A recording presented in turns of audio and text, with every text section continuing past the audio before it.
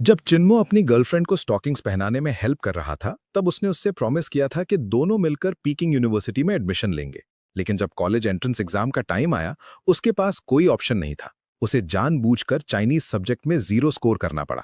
आखिर में उसके सिर्फ 600 मार्क्स आए और वो पीकिंग यूनिवर्सिटी मिस कर गया। उसकी गर्लफ्रेंड सीधा अब्रॉड पढ़ने चली गई, लेकिन उसे कभी पता नहीं चला कि चिन्मो खुद कॉलेज भी नहीं जा पाया। उसे मजबूरन पढ़ाई छोड़नी पड़ी और वो फूड डिलीवरी का काम करने लगा। उस रात चिन्मो अपना थका हुआ बॉडी लेकर डिलीवरी करने निकला। जब वो अपने लास्ट ऑर्डर के रास्ते में था, तब अचानक एक रेंज रोवर ने उससे टक्कर मार दी। उसके तुरंत बाद रेड हाई हील्स पहनी एक लड़की जल्दी से उसके पास आई और झुककर बोली, तुम ठीक हो? मैंने जानबूझकर नहीं किया। फिर उसने अपना गुची हैंडबैग खोला और काफी सारे पैसे निकाले, लगभग 2-3 हजार युआन। ये पहले ले लो और पास के हॉस्पिटल जाके चेकअप करा लो। देखो कहीं चोट तो नहीं लगी। मुझे अभी बहुत अर्जेंट काम है, उसने कहा। ये बोलकर उसने पैसे चिन्मो के हाथ में थमा दिए और जाने लगी। लेकिन 2 कदम चलने के बाद वो वापस मुड़ गई, दोबारा झुकी और अपने बैग से पेन निकालकर एक स्टिकी नोट पर नंबर लिखा। उसने अपना आईडी कार्ड और नोट दोनों उसके हाथ में देते हुए कहा, अगर कुछ भी हो मुझे कभी भी कॉल कर लेना। मेरा नाम शिन्यू चू है। जब तक चिन्मो ने नीचे देखकर आईडी चेक की, तब तक वो जा चुकी थी। पूरी बात शायद 8 मिनट भी नहीं चली। कुछ ही लफ्जों में सब खत्म हो गया और व्हाइट रेंज रोवर वहां से निकल गई। चिन्मो मुश्किल से खड़ा हुआ। अपनी लास्ट डिलीवरी कंप्लीट करके वो अकेले अपनी इलेक्ट्रिक बाइक से घर लौट गया। रात काफी हो चुकी थी। थोड़ी देर सोचने के बाद उसने उस नंबर पर कॉल किया। पहली कॉल का कोई जवाब नहीं आया। 8 मिनट बाद उसने फिर कॉल किया। इस बार कॉल तुरंत कट हो गई। फिर भी उसने हार नहीं मानी और तीसरी बार कॉल किया। इस बार कॉल कनेक्ट हो गया और सामने से इरिटेट हुई लड़की की आवाज आई। कौन है? जो कहना है जल्दी बोलो। चिन्मो ने पोलाइटली कहा, अभी थोड़ी देर पहले आपने मुझे कार से हिट किया था। Sorry, I am so sorry. वो मेरी गलती थी, मैं बहुत सॉरी हूं। तुम अभी किस हॉस्पिटल में हो? चेकअप कराया? डॉक्टर ने क्या बोला? उसकी आवाज सुनकर चिन्मो को थोड़ा बेटर फील हुआ। मैं ठीक हूं, बस मेरी इलेक्ट्रिक बाइक का आउटर पार्ट थोड़ा क्रैक हो गया है। बस तुम ठीक हो वो इंपॉर्टेंट है। बाइक का कितना खर्चा आएगा मैं पे कर दूंगी। चिन्मो ने कहा, आपने जो पैसे दिए हैं वो काफी है रिपेयर के लिए। आपका आईडी मेरे पास है, क्या आप इसे लेने आ सकती हैं? लड़की ने थोड़ी हेजिटेशन के साथ पूछा, क्या मेरा कोई फ्रेंड आकर ले सकता है? मुझे अभी बहुत इंपॉर्टेंट काम है।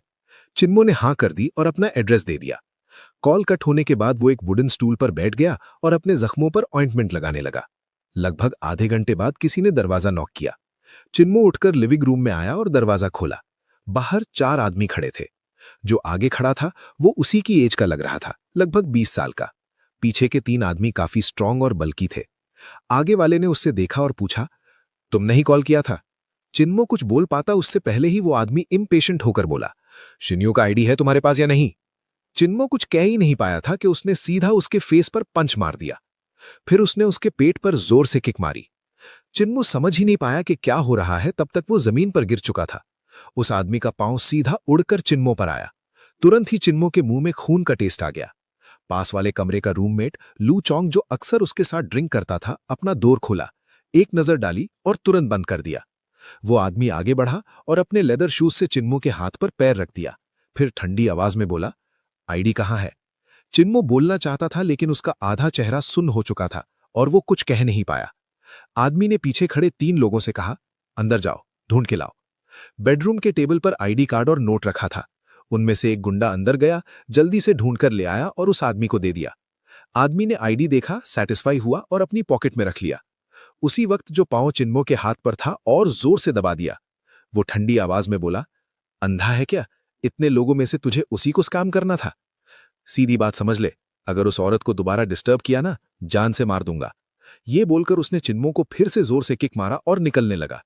लेकिन दरवाजे तक पहुंचकर अचानक रुक गया, जैसे कुछ याद आया हो। फिर वापस बेडरूम में गया, चिन्मो का फोन उठाया और उसके सामने ही जमीन पर जोर से पटक दिया।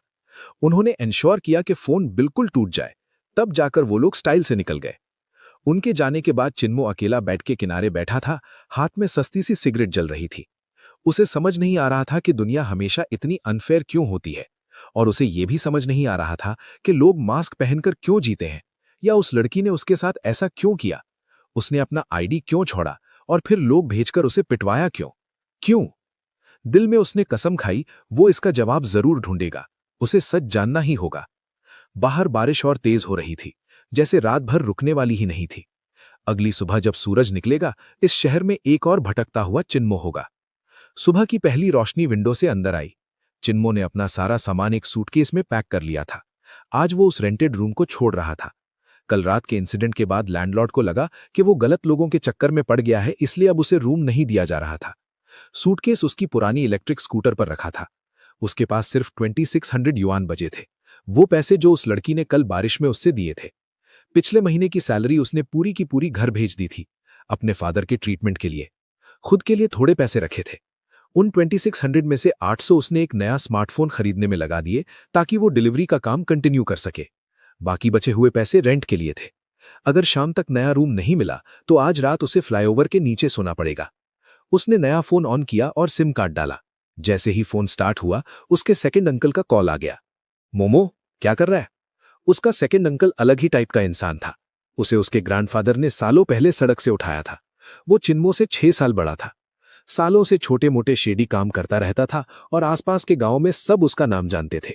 एक वर्ड में बोले तो बदनाम। रोड के किनारे बैठकर चिन्मो बोला, मैं ठीक हूं, आपने अचानक कॉल क्यों किया? सेकंड अंकल बोला, मैं कीमिंग आया हूं अपने डैड के लिए दवा लेने। यहां एक पुराना चाइनीज डॉक्टर है जो किडनी डिजीज का इलाज बहुत अच्छा करता है। जैसे ही उसका कांटेक्ट मिला, मैं तुरंत आ गया। मैं आज रात तुम्हारे पास रुक जाऊंगा और कल सुबह ट्रेन से वापस चला जाऊंगा। ये सुनते ही चिन्मो टेंशन में आ गया। अगर उसके अंकल को पता चल गया कि उसकी हालत इतनी बुरी है कि उसके पास रहने की जगह भी नहीं है, तो वो क्या सोचेगा?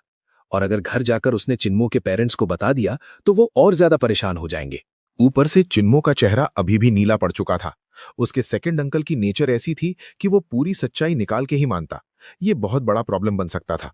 चिन्मो हिचकिचाते हुए बोला, सेकंड अंकल, आप मुझे मिलने मत आओ। आप बस दवा लेके जल्दी वापस चले जाओ। मैं यहां काफी बिजी हूं। लेकिन उसका सेकंड अंकल जिद पर आ गया। तेरी मां ने तेरे लिए एक पूरी टोकरी देसी अंडे भेजे हैं। जो भी हो, मुझे वो तुझे देने ही है। बस अभी के लिए इतना ही, मैं पहुंच के कॉल करता हूं। ये कहकर उसने फोन काट दिया। चिन्मो 2 घंटे तक बस फोन को ब्लैंक स्फेयर से देखता रहा। किसी रैंडम जगह तुरंत रूम रेंट पे लेना पॉसिबल नहीं था, लेकिन असली प्रॉब्लम यह थी कि 2 घंटे बाद उसका सेकंड अंकल यहां पहुंचने वाला था। थोड़ी देर सोचने के बाद चिन्मो ने डिसाइड किया कि पहले रेलवे स्टेशन के पास कोई सस्ता सा इन ढूंढता है। वहां वो अपने सेकंड अंकल को रुकवाएगा ताकि वो उसे घर ले जाने की बात ना करे। जब तक अंकल का अरेंजमेंट हो जाता, चिन्मो खुद कहीं भी मैनेज कर लेता। 2 घंटे बाद चिन्मो ने स्टेशन पर अपने सेकंड अंकल को रिसीव किया। जैसे पहले वो फेक नाइकी टी शर्ट पहने हुए था। उसकी बॉडी अभी भी स्ट्रांग थी और अब उसके हाथ पर एक नया टैटू भी था। मिलते ही उसका सेकंड अंकल रुक गया और कंसर्न के साथ बोला, मोमो, क्या हुआ तुझे? किसी से फाइट हुई क्या?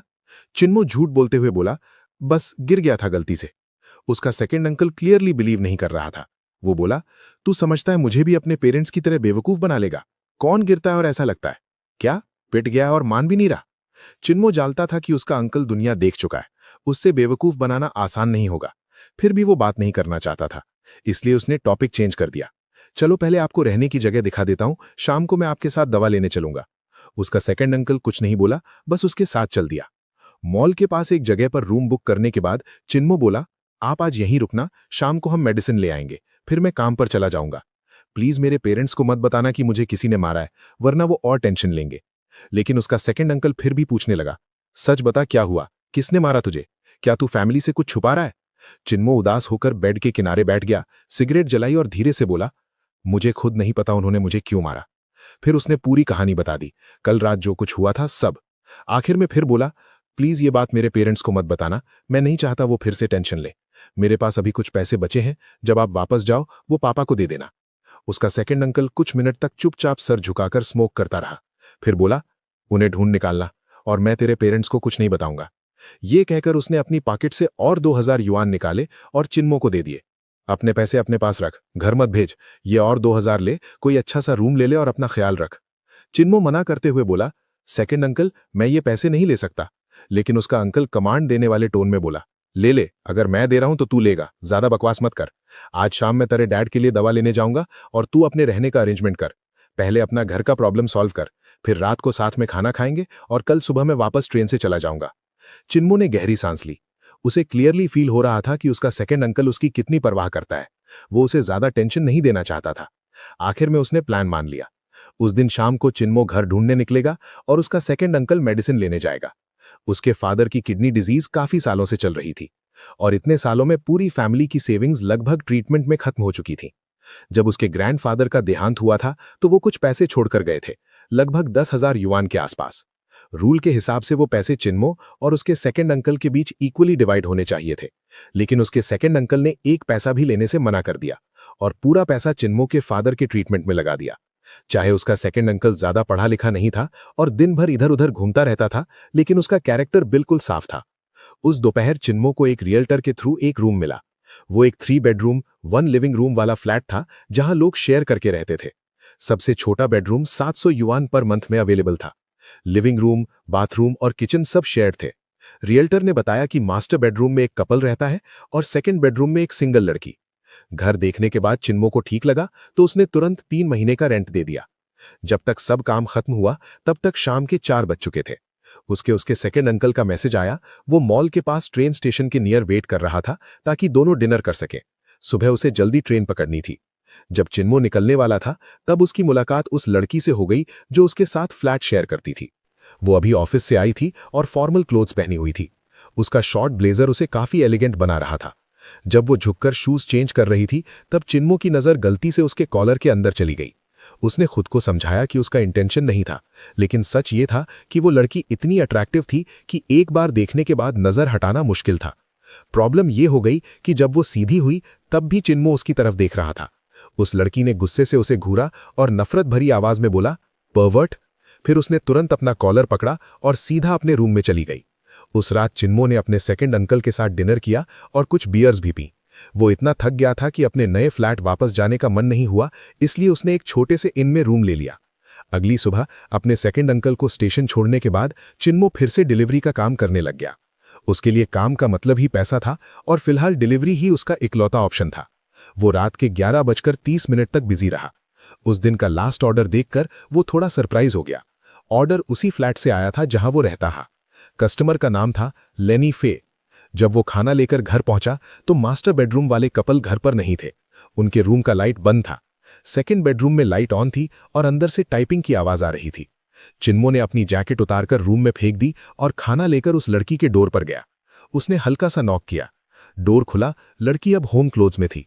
जैसे ही उसने चिन्मो को देखा उसका एक्सप्रेशन तुरंत खराब हो गया। उसने इंस्टिंक्टिवली अपना कॉलर कवर किया और डिस्गस्ट भरी टोन में बोला, क्या है? चिन्मो कुछ बोल पाता उससे पहले ही उसने बैग उसके हाथ से झटके से छीन लिया और अगले ही सेकंड उसने पूरा खाना दरवाजे के पास डस्टबिन में फेंक दिया। बैग में सूप भी था। जब उसने झटका दिया तो थोड़ा सूप चिन्मो के जीन्स पर गिर गया। सूप इतना गर्म था कि उसे दर्द हुआ, लेकिन उस लड़की ने उसकी तरफ देखा तक नहीं। वो बस पीछे हटी और जोर से डोर बंद कर दिया। चिन्मो वहां खड़ा रह गया, बिल्कुल कंफ्यूज्ड और हेल्पलेस। सिर्फ सिर हिलाकर वो अपने रूम में वापस चला गया। थोड़ी देर बाद उसके फोन पर नोटिफिकेशन आया, ऑर्डर का फीडबैक। वो एक बैड रिव्यू था। रीजन लिखा था, तुमने मेरा खाना किसी और को क्यों दे दिया? तुम इतने इररिस्पॉन्सिबल कैसे हो सकते हो? चिन्मो स्क्रीन को घूरता रह गया। उसे सब कुछ बिल्कुल बेकार और अपसर्ड लगा। एक बैड रिव्यू का मतलब था उसकी सैलरी से सीधा 300 युआन का कट। वो सुबह से रात तक जान तोड़ मेहनत करे तब भी एक दिन में 300 युआन मुश्किल से कमाता था। और यहाँ पूरा दिन कुत्ते की तरह काम करने के बाद एक ही बैड रिव्यू ने उसे वापस जीरो पर ला दिया। बेड के किनारे बैठकर सिगरेट पीते हुए चिन्मो बस अपनी बेकार जिंदगी पर सांस भरकर रह गया। टाइम बीतता गया। वेंसडे के दिन दोपहर के आसपास अचानक उसके सेकंड अंकल का कॉल आया। पहले तो उसे लगा घर की बात होगी। उसने अपनी इलेक्ट्रिक बाइक साइड में लगाई और बोला, सेकंड अंकल, क्या हुआ? मैं अभी डिलीवरीज के बीच में हूं, बाद में कॉल कर लूं? उसका सेकंड अंकल बोला, मैं चिंग रोड और रेनमैन रोड के इंटरसेक्शन पर तेरा वेट कर रहा हूं। ये डिलीवरी फिनिश कर और नए ऑर्डर्स लेना बंद करके सीधा यहां आ जा। चिन्मो को लगा शायद उसने गलत सुना। आप कहां हो? सेकंड अंकल बोला, लिटिल गार्डन, वही जगह जहां तूने बोला था एक्सीडेंट हुआ था। आ और मुझे एग्जैक्ट दिखा कहां रेंज रोवर ने तुझे हिट किया। तुम क्या करने वाले हो? चिन्मो को तुरंत समझ आ गया कि उसका सेकंड अंकल कुछ करने वाला है। तुम तो घर वापस चले गए थे ना, फिर कुनमिंग वापस क्यों आए? सेकंड अंकल बोला, मैं तेरा हिसाब सेटल करने आया हूं।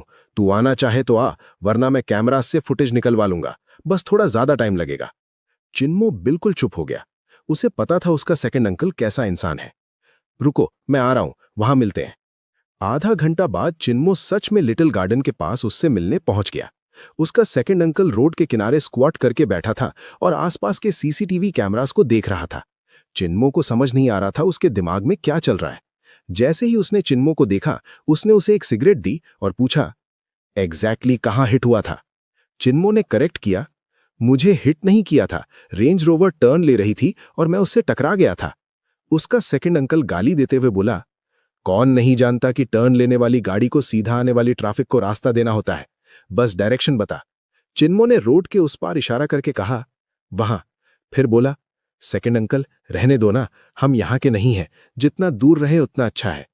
उसका सेकंड अंकल आधी जली सिगरेट जमीन पर फेंक कर पैर से कुचल दिया। फिर बोला, समझ गया, जब उस रेंज रोवर का नंबर मिल जाएगा मैं उन लोगों को भी ढूंढ निकालूंगा जिन्होंने तुझे मारा। तू अपना काम कर। ये कहकर वो बिना पीछे देखे चल दिया। चिन्मो ने पीछे से आवाज लगाई, सेकंड अंकल, मैं पेरिस कॉम्प्लेक्स में रह रहा हूं, आज रात आओगे? बिना मुड़े उसने जवाब दिया, नहीं रुकूंगा, मेरी चिंता मत कर। चिन्मो बस उसे भीड़ में गायब होता देखता रह गया। उसके दिल में अजीब सी बेचैनी होने लगी। उसका सेकंड अंकल नहीं जानता था कि वो लोग कितने डेंजरस हैं। रेंज रोवर चलाना, गुची बैग्स यूज करना, ये सब दिखाता था कि वो लोग पावरफुल और पैसे वाले हैं। ऐसे लोगों के पीछे पड़ना मतलब खुद मुसीबत बुलाना। लेकिन चिन्मो जानता था कि वो अपने सेकंड अंकल को नहीं रोक सकता। अब वो बस टेंशन ले सकता था और कुछ नहीं। 3 दिन बाद रात को चिन्मो को फिर उसके सेकंड अंकल का कॉल आया, 30 मिनट के अंदर सेंट्री सिटी के पार्किंग लॉट में आ जा, मैं यहीं वेट कर रहा हूं। जब चिन्मो वहां पहुंचा, उसने देखा कि उसका सेकंड अंकल एक कोने में फ्लावर बेड के पास चुपचाप बैठा है और थोड़ा सा आगे वही व्हाइट रेंज रोवर खड़ी थी। उसके साइड पर वो स्क्रैच मार्क्स अभी भी थे। चिन्मो सच में शॉक हो गया। उसे समझ नहीं आ रहा था कि उसके सेकंड अंकल ने इतनी जल्दी उस गाड़ी को कैसे ढूंढ लिया। बेचैन होकर उसने तुरंत कहा, सेकंड अंकल रहने दो ना, इससे और बड़ा मत बनाओ, चिन्मो ने कहा। लेकिन उसका सेकंड अंकल सीधी आवाज में बोला, नहीं, आज रात इसका हिसाब बराबर करेंगे। चिन्मो ने आसपास देखा। रात के 8 के बाद भी जगह काफी क्राउडेड थी। ये बिल्कुल भी सही जगह नहीं थी किसी से बदला लेने के लिए। उसके सेकंड अंकल ने उसे एक महंगी सिगरेट्स का पैकेट दिया और पास खड़ी एक ब्लैक संताना की तरफ इशारा करके बोला, अंदर बैठ, शांत रहे और वेट कर। जैसे ही चिन्मो कार में बैठा, उसकी नर्वसनेस और बढ़ गई। वो संताना कम से कम 10 साल पुरानी थी और काफी टूटी फूटी थी। ड्राइवर सीट के पास एक स्टील पाइप सीधा खड़ा था, जिसका एक एंड बैंडेज से लपेटा हुआ था। क्लियरली आज रात के लिए रेडी किया गया वेपन। चिन्मो बिल्कुल काम नहीं हो पा रहा था। हाँ, उसे उन लोगों से नफरत थी जो उसे मार के गए थे, लेकिन सच में किसी को वापस मारना, ये सोचकर ही वो डर रहा था। उसने फिर से अपने सेकंड अंकल को रोकने की कोशिश की, लेकिन उसने बिल्कुल इग्नोर कर दिया। चिन्मो की बात जैसे हवा में ही रह गई। लगभग 9:15 बजे उनका टारगेट फाइनली आ गया। वही आदमी जो उस रात चिन्मो को मार के गया था, और साथ में थी शिन्योचू। दोनों side by side range rover की तरफ चल रहे थे। शिन्योचू के हाथ में फिर से गुची बैग था, लेकिन वो वाला नहीं जो उस रात था। वो आदमी ड्राइवर साइड पर गया और डोर खोला। सेकंड अंकल ने ठंडी आवाज में पूछा, यही दोनों? चिन्मो बोला, छोड़ दो ना। सेकंड अंकल थोड़ा इरिटेट होकर बोला, बकवास बंद कर, सीधा हाँ या ना बोल। चिन्मो ने गहरी सांस ली और धीरे से बोला, हाँ। सेकंड अंकल ने कुछ नहीं कहा, बस उसकी नजर रेंज रोवर पर टिकी रही। रेंज रोवर स्टार्ट हुई और धीरे से पार्किंग से निकली। सेकंड अंकल ने भी संताना स्टार्ट की और उसके पीछे लग गए। पूरी ड्राइव के दौरान चिन्मो का टेंशन पीक पर था। उसे अच्छी तरह पता था कि उसका सेकंड अंकल क्या कर सकता है। रेंज रोवर आगे बढ़ती गई, कई टर्न्स लिए। सेकंड रिंग रोड से निकलकर एक रिलेटिवली सूना सा रोड पकड़ लिया। बस यही मौका था। सेकंड अंकल ने अचानक स्पीड बढ़ाई, रेंज रोवर को ओवरटेक किया और स्टीयरिंग जोर से घुमा दी। उसने गाड़ी को तेज से काटकर उसके सामने लगा दी और ब्रेक मार दी। संताना रोड के बीच में एंगल में खड़ी हो गई, पूरी तरह से रेंज रोवर का रास्ता ब्लॉक कर दिया। सच कहे तो रेंज रोवर की ब्रेकिंग अच्छी थी, वरना किसी और गाड़ी में एक्सीडेंट हो जाता। गाड़ी रुकने के बाद सेकंड अंकल तुरंत बाहर नहीं निकला। आराम से उसने सिर झुकाकर सिगरेट जलाई। रेंज रोवर का ड्राइवर, वही आदमी, गुस्से में बाहर निकला। वो सीधा संताना के ड्राइवर डोर के पास आया और जोर से किक मारी। गाड़ी चलानी आती भी है या नहीं? वो गाली देते हुए चिल्लाया। सेकंड अंकल ने सिगरेट होठों में दबाई, राइट हैंड में स्टील पाइप पकड़ा, लेफ्ट हैंड से डोर अनलॉक किया और अचानक डोर जोर से खोला। बाहर खड़ा आदमी सीधा डोर से टकरा गया और पीछे हिल गया। सेकंड अंकल बिना एक शब्द बोले बाहर निकला। उसने सीधा स्टील पाइप उस आदमी के सर पर घुमा दिया। आदमी ने इंस्टिंक्टिवली अपना हाथ उठाकर ब्लॉक किया, लेकिन उसे संभलने का मौका भी नहीं मिला। सेकंड अंकल ने उसके पेट पर जोर से किक मारी। वो 2 कदम पीछे गया और फुटपाथ से टकराकर गिर गया। सेकंड अंकल का प्रेजेंस इतना हैवी था कि आदमी बिल्कुल डर गया। जमीन पर पड़े हुए उसका चेहरा सफेद पड़ गया। अभी तक जो एटीट्यूड था वो बिल्कुल गायब हो चुका था। शिन्यूचू पैसेंजर साइड से बाहर आई और जल्दी से उस आदमी के पास गई। वो झुककर पूछने लगी, तुम ठीक हो? कहीं चोट तो नहीं लगी? फिर उसने सिर उठाया, सेकंड अंकल की तरफ देखा और गुस्से में बोली, तुम क्या कर रहे हो? लोगों को क्यों मार रहे हो? उसके सेकंड अंकल ने सिगरेट को अपने लेफ्ट हैंड की उंगलियों के बीच पकड़ा, पीछे मुड़े बिना ही बोला, मोमो इधर आ, बता इसे कैसे हैंडल करना है। चिन्मो कांपते हुए उसके पास आया और धीरे से बोला, सेकंड अंकल रहने दो, इससे ऑलरेडी मार लग चुकी है, चलो यहां से। शिन्यूचू ने पूछा, तुम लोग कौन हो? उसने चिन्मो को पहचाना ही नहीं। सोचा जाए तो यह नॉर्मल था।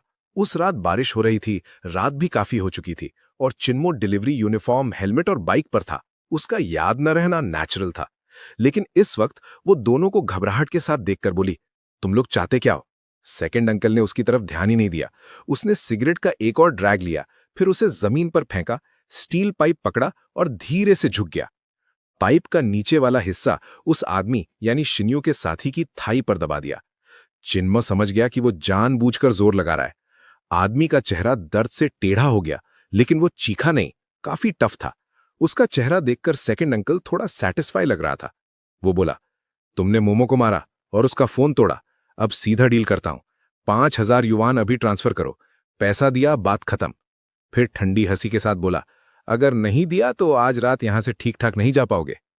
शिन्यूचू क्लियरली डर गई थी। उसने तुरंत अपना बैग खोला और ऑलमोस्ट रिक्वेस्ट करते हुए बोली, प्लीज उसे मत मारो, मैं पैसे देती हूं।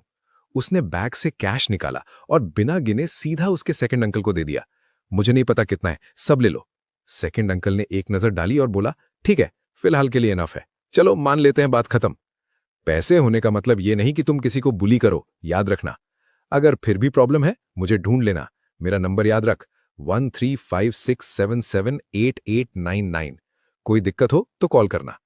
ये कहकर उसने स्टील पाइप साइड में रखा और चिन्मो से बोला, मोमो चलो, अगर दोबारा तुझे तंग किया तो मैं इसे छोड़ूंगा नहीं। चिन्मो अभी भी थोड़ा शॉक में था। यही उसके सेकंड अंकल का तरीका था काम करने का। जब वो जाने लगा, उसने छुपकर 2 बार शिन्यूचू की तरफ देखा। वो सच में बहुत खूबसूरत थी, इतनी कि कुछ पल के लिए वो शब्द ही नहीं ढूंढ पाया। और जब चिन्मो उसे देख रहा था, वो भी उसे देख रही थी। जैसे ही दोनों की नजर मिली, चिन्मो को शर्म आ गई और उसने तुरंत नजर हटा ली। फिर वो कार में बैठ गया।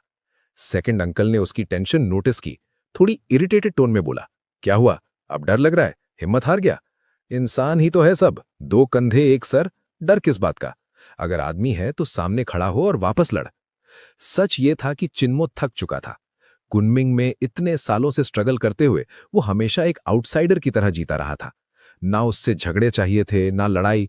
उसे बस अपना काम करना था, पैसे कमाने थे, घर भेजने थे और एक दिन इतना सेव करना था कि वो अपने फादर का किडनी ट्रांसप्लांट करा सके। चिन्मो चुप रहा तो उसका सेकंड अंकल थोड़ा सॉफ्ट हुआ। चल इतना उदास मत हो, बड़ी बात नहीं है। अगर वो फिर से आया तो मैं फिर हैंडल करूंगा, जब तक वो सीख नहीं लेता।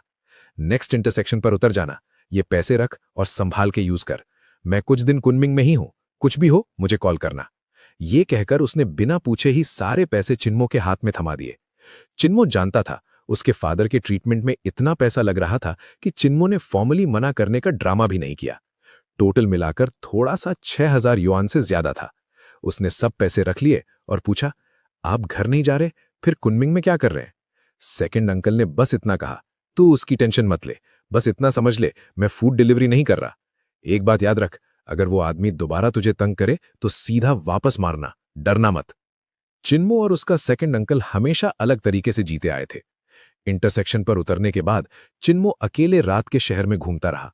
उसकी पॉकेट में हजारों युआन थे, लेकिन उसे लग रहा था कि ये पैसे बहुत आसानी से मिल गए हैं, इतनी आसानी से कि उसे अनईजी फील हो रहा था। एक पल के लिए उसने सोचा, क्या शिन्यूचू को कांटेक्ट करके पैसे वापस कर दे और समझा दे कि सब एक मिसअंडरस्टैंडिंग था। उसे पता था कि वो ऐसा क्यों सोच रहा है, क्योंकि वो एक सिंपल गरीब आदमी है जो ऐसे पंगे अफोर्ड नहीं कर सकता। और एक और वजह भी थी, उसके दिल के एक कोने में यह भी था कि शायद ये एक चांस हो शिन्यूचू को जानने का, या कम से कम उसके नजरों में गलत इमेज ना बने। लेकिन अगले ही पल उसने खुद पर ही हंस दिया। मैं और वो, इतनी खूबसूरत लड़की, एक तरह से गॉडेस जैसी, वो मुझे क्यों नोटिस करेगी? ये सोचकर उसने खुद पर ही कड़वी सी हंसी हंसी। पेरिस स्प्रिंग कॉम्प्लेक्स के गेट पर चिन्मो ने रोड साइड स्टॉल से 2 ग्रिल्ड चिकन विंग्स खरीदे। वो फुटपाथ पर बैठकर खाने लगा। एक स्ट्रे डॉग धीरे धीरे पास आया उसके फेंके हुए बोन्स के लिए। जैसे ही चिन्मो ने उसकी तरफ देखा, वो डर के पीछे हट गया। चिन्मो ने अपने हाथ के विंग्स के टिप्स तोड़कर उसकी तरफ फेंके। डॉग ने पहले स्मेल किया, फिर जल्दी से खा लिया। थोड़ा थोड़ा करके वो और पास आने लगा। आखिर में उसने डरना बंद कर दिया और उसके पास ही बैठकर बोन्स खाने लगा। उस पल चिन्मो को एक अजीब सी फीलिंग आई। इस अनजान शहर में वो और वो स्ट्रे डॉग एक जैसे ही थे। दोनों भटक रहे थे। दोनों सिर्फ एक वक्त की रोटी के लिए संभल संभल कर जी रहे थे। घर आकर चिन्मो ने देखा बाथरूम बिजी है, तो वो बालकनी में जाकर सिगरेट पीने लगा। जब वापस आया तब उसकी मुलाकात लिनी फे से हो गई, जो बाथरूम से टॉवल में बाहर आ रही थी। जैसे ही उनकी नजर मिली, उसने फिर से उसे गुस्से से घूरा। चिन्मो को समझ नहीं आ रहा था वो हर बार ऐसे क्यों रिएक्ट कर रही है। सिर्फ एक बार गलती से उसने देख लिया था, वो भी जानबूझकर नहीं। क्या इतनी बड़ी बात थी कि वो इतना इशू बना रही है? अगली सुबह चिन्मो ने थोड़ा रिलैक्स किया और लेट उठ गया। फिर उसने डिलीवरी ऐप खोला और ऑर्डर्स लेने लगा। पहला ही ऑर्डर काफी बड़ा था, 40 box meals, destination kitty international hotel. पहले तो उसे लगा शायद कोई MLM या ट्रेनिंग सेशन चल रहा होगा, लेकिन होटल के गेट पर सिक्योरिटी ने उसे रोका और बोला कि डिलीवरी अंदर अलाउड नहीं है, कस्टमर को नीचे आकर लेना पड़ेगा। मजबूरन चिन्मो ने कस्टमर को कॉल किया। एक लड़की ने फोन उठाया। उसने कहा फोन गार्ड को दे दो। चिन्मो को नहीं पता उसने क्या कहा, लेकिन थोड़ी देर बाद गार्ड ने फोन वापस दिया और बोला स्टाफ एलिवेटर से जाओ और 29th फ्लोर के कॉन्फ्रेंस रूम में डायरेक्टली डिलीवर करो। पहली ट्रिप में चिन्मो सिर्फ 20 बॉक्सेस ऊपर ले गया और बाकी अपनी बाइक पर छोड़ दिए। उसने गार्ड से बोला कि थोड़ा ध्यान रख ले। कॉन्फ्रेंस रूम में सिर्फ एक लड़की थी जिसने ऑर्डर प्लेस किया था। उसने कहा बस यहां टेबल पर रख दो। चिन्मो ने खाना रख दिया और नीचे बाकी लेने चला गया। लेकिन जब वो दूसरी बार खाना लेकर वापस कॉन्फ्रेंस रूम में आया, बिल्कुल स्टन हो गया। शाइनी यूचू वहां बीच में खड़ी थी। जैसे ही उनकी नजर मिली, चिन्मो को अपनी आंखों पर यकीन नहीं हुआ। वो वहीं थी और सीधा उसकी तरफ देख रही थी। उसी वक्त एक आदमी ने एक मील बॉक्स खोला और उसे रिस्पेक्ट के साथ दिया। प्रेसिडेंट शैन, आपने मीटिंग में बहुत मेहनत की, पहले आप खा लीजिए। शाइनी यूचू ने मील लिया और पोलाइटली थैंक यू बोला। चिन्मो के सर में झटका सा लग गया। कल ही तो उसने और उसके सेकंड अंकल ने उसके बॉयफ्रेंड को मारा था और आज वो उसके एरिया में खाना डिलीवर कर रहा है। क्या ये सीधा जाल में फंसना नहीं था? उसने जल्दी से बाकी बॉक्सेस रख दिए और ऑर्डर वाली लड़की से बोला, आपका ऑर्डर कंप्लीट हो गया है, प्लीज एंजॉय। ये बोलते ही वो तुरंत मुड़ गया और ऑलमोस्ट भागते हुए लिफ्ट में घुस गया। उसका बस एक ही गोल था, जितनी जल्दी हो सके होटल से निकलना। लिफ्ट सीधा 29th फ्लोर से ग्राउंड फ्लोर तक बिना रुके नीचे आई। चिन्मो नंबर्स देखता हुआ वेट करता रहा। जैसे ही लिफ्ट ग्राउंड फ्लोर पर रुकी और डोर्स खुले, वो जम गया। बाहर कम से कम 4 सिक्योरिटी गार्ड्स खड़े थे। चिन्मो ने खुद को काम दिखाने की कोशिश की, सर झुकाकर निकलने लगा, लेकिन 2 गार्ड्स ने तुरंत उसका रास्ता रोक लिया।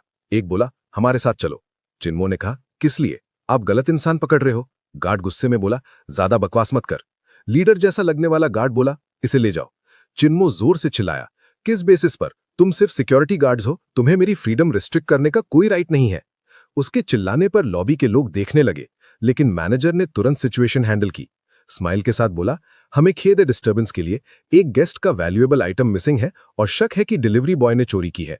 हमने सस्पेक्ट को डिटेन कर लिया है और पुलिस को देने वाले हैं। डिलीवरी वालों में आजकल ऐसे लोग भी होते हैं। लोग तुरंत बातें करने लगे। डिलीवरी वालों का स्टैंडर्ड गिर गया है। खाना खाते हैं, थूक देते हैं, अब चोरी भी। अब कौन ऑर्डर करेगा? चिन्मो जोर जोर से चिल्ला रहा था कि वो फंसाया जा रहा है, लेकिन किसी ने उसकी बात नहीं सुनी। लोग बस उसे घूरते रहे और कुछ लोग वीडियो बनाने लगे, लेकिन गार्ड्स ने उसे पुलिस स्टेशन नहीं लेके गए। उसे एक रूम में ले जाकर जबरदस्ती बिठा दिया। उसका फोन ले लिया और उसे चेयर पर दबाकर बिठा दिया। जब चिन्मो को कंट्रोल कर लिया गया, मोटा गार्ड बोला, तुम दोनों जाओ और काम निपटाओ, मैं और श्याओ झांग यहां इस पर नजर रखेंगे। बाकी 2 गार्ड्स खुश नहीं थे। उन्होंने कहा, तुम क्यों नहीं जाते, हम यहां रुक जाते हैं। मोटा गार्ड तुरंत गाली देते हुए बोला, मैंने बोला ना जाओ तो जाओ, ज्यादा बकवास मत करो। मजबूरी में वो दोनों निकल गए। मोटे गार्ड ने अपनी कैप उतारकर साइड में फेंकी और बेड पर लेट गया। दूसरे गार्ड से बोला, एक सिगरेट दे। यार ऐसे लेटने में ही मजा है। चिन्मो गुस्से में बोला, मुझे छोड़ो, ये इल्लीगल डिटेंशन है, तुम लोग कानून तोड़ रहे हो। मोटा गार्ड ठंडी आवाज में बोला, चुप रह, मुझे फर्क नहीं पड़ता इल्लीगल क्या होता है। मैं वही करता हूं जो बॉस बोलता है।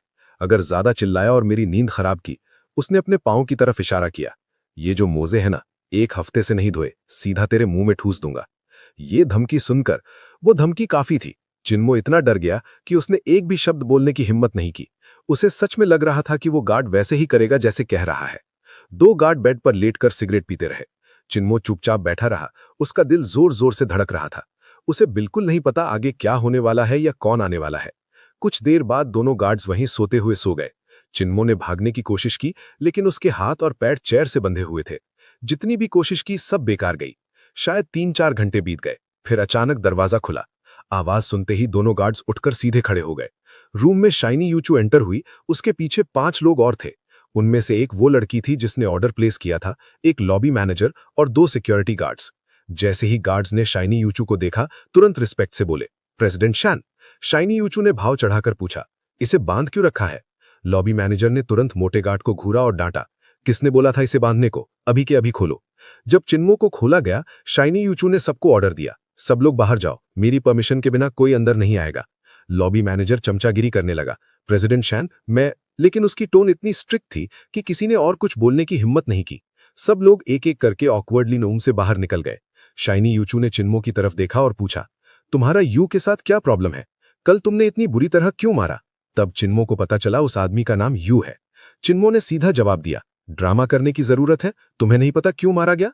शाइनी यूचू ने थोड़ी सुपीरियॉरिटी वाली टोन में कहा, तुम लोगों को लगता है रोज लड़ना ही सल्यूशन है, बैठ के बात नहीं कर सकते? आज तुम उसे मारते हो, कल वो तुम्हें मारेगा, इससे क्या सॉल्व होता है?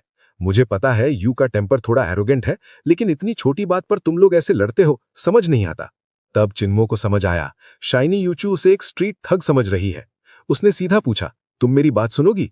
लेकिन शाइनी यूचू ने सीधा मना कर दिया, मैंने तुम्हें यहां सिर्फ एक बात कहने के लिए रोका है, रात में मेरे रास्ते में आना बंद करो। अगर पैसे चाहिए सीधा मांग लो, उसे तंग मत करो।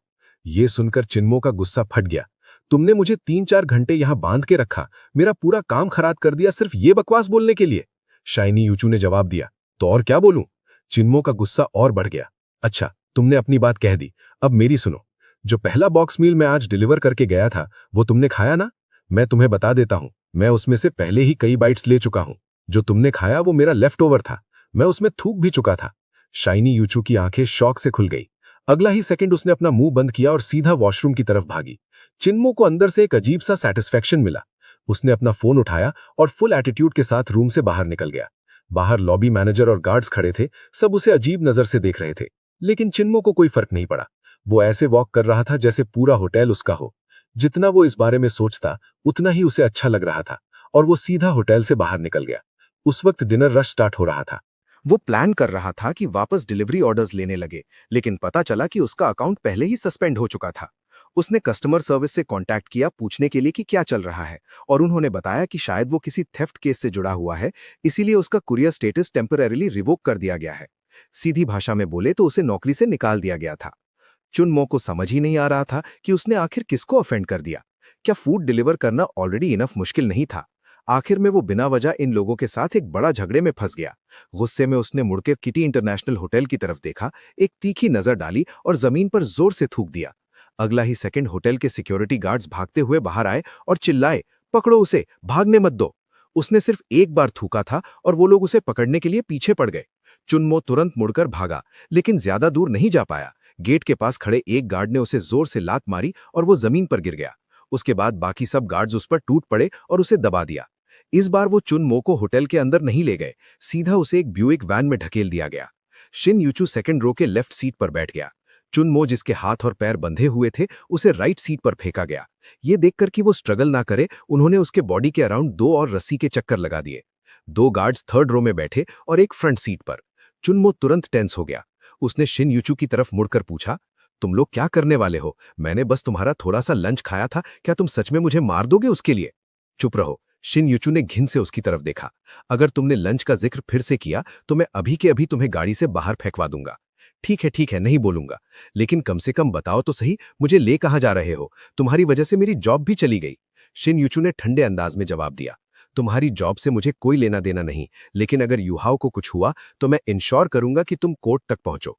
रुको, चुनमो ने जल्दी से पूछा, युहाओ तुम्हारा क्या लगता है, और उसके साथ जो भी होगा उसका मुझसे क्या रिलेशन है? युहाओ मेरा छोटा भाई है, मैं नहीं चाहता कि उसे कुछ हो। ये सुनते ही चुनमो के अंदर एक अजीब सी फीलिंग आई। तुम्हारा भाई हर्ट हो या ना हो, उसका मुझसे क्या लेना देना।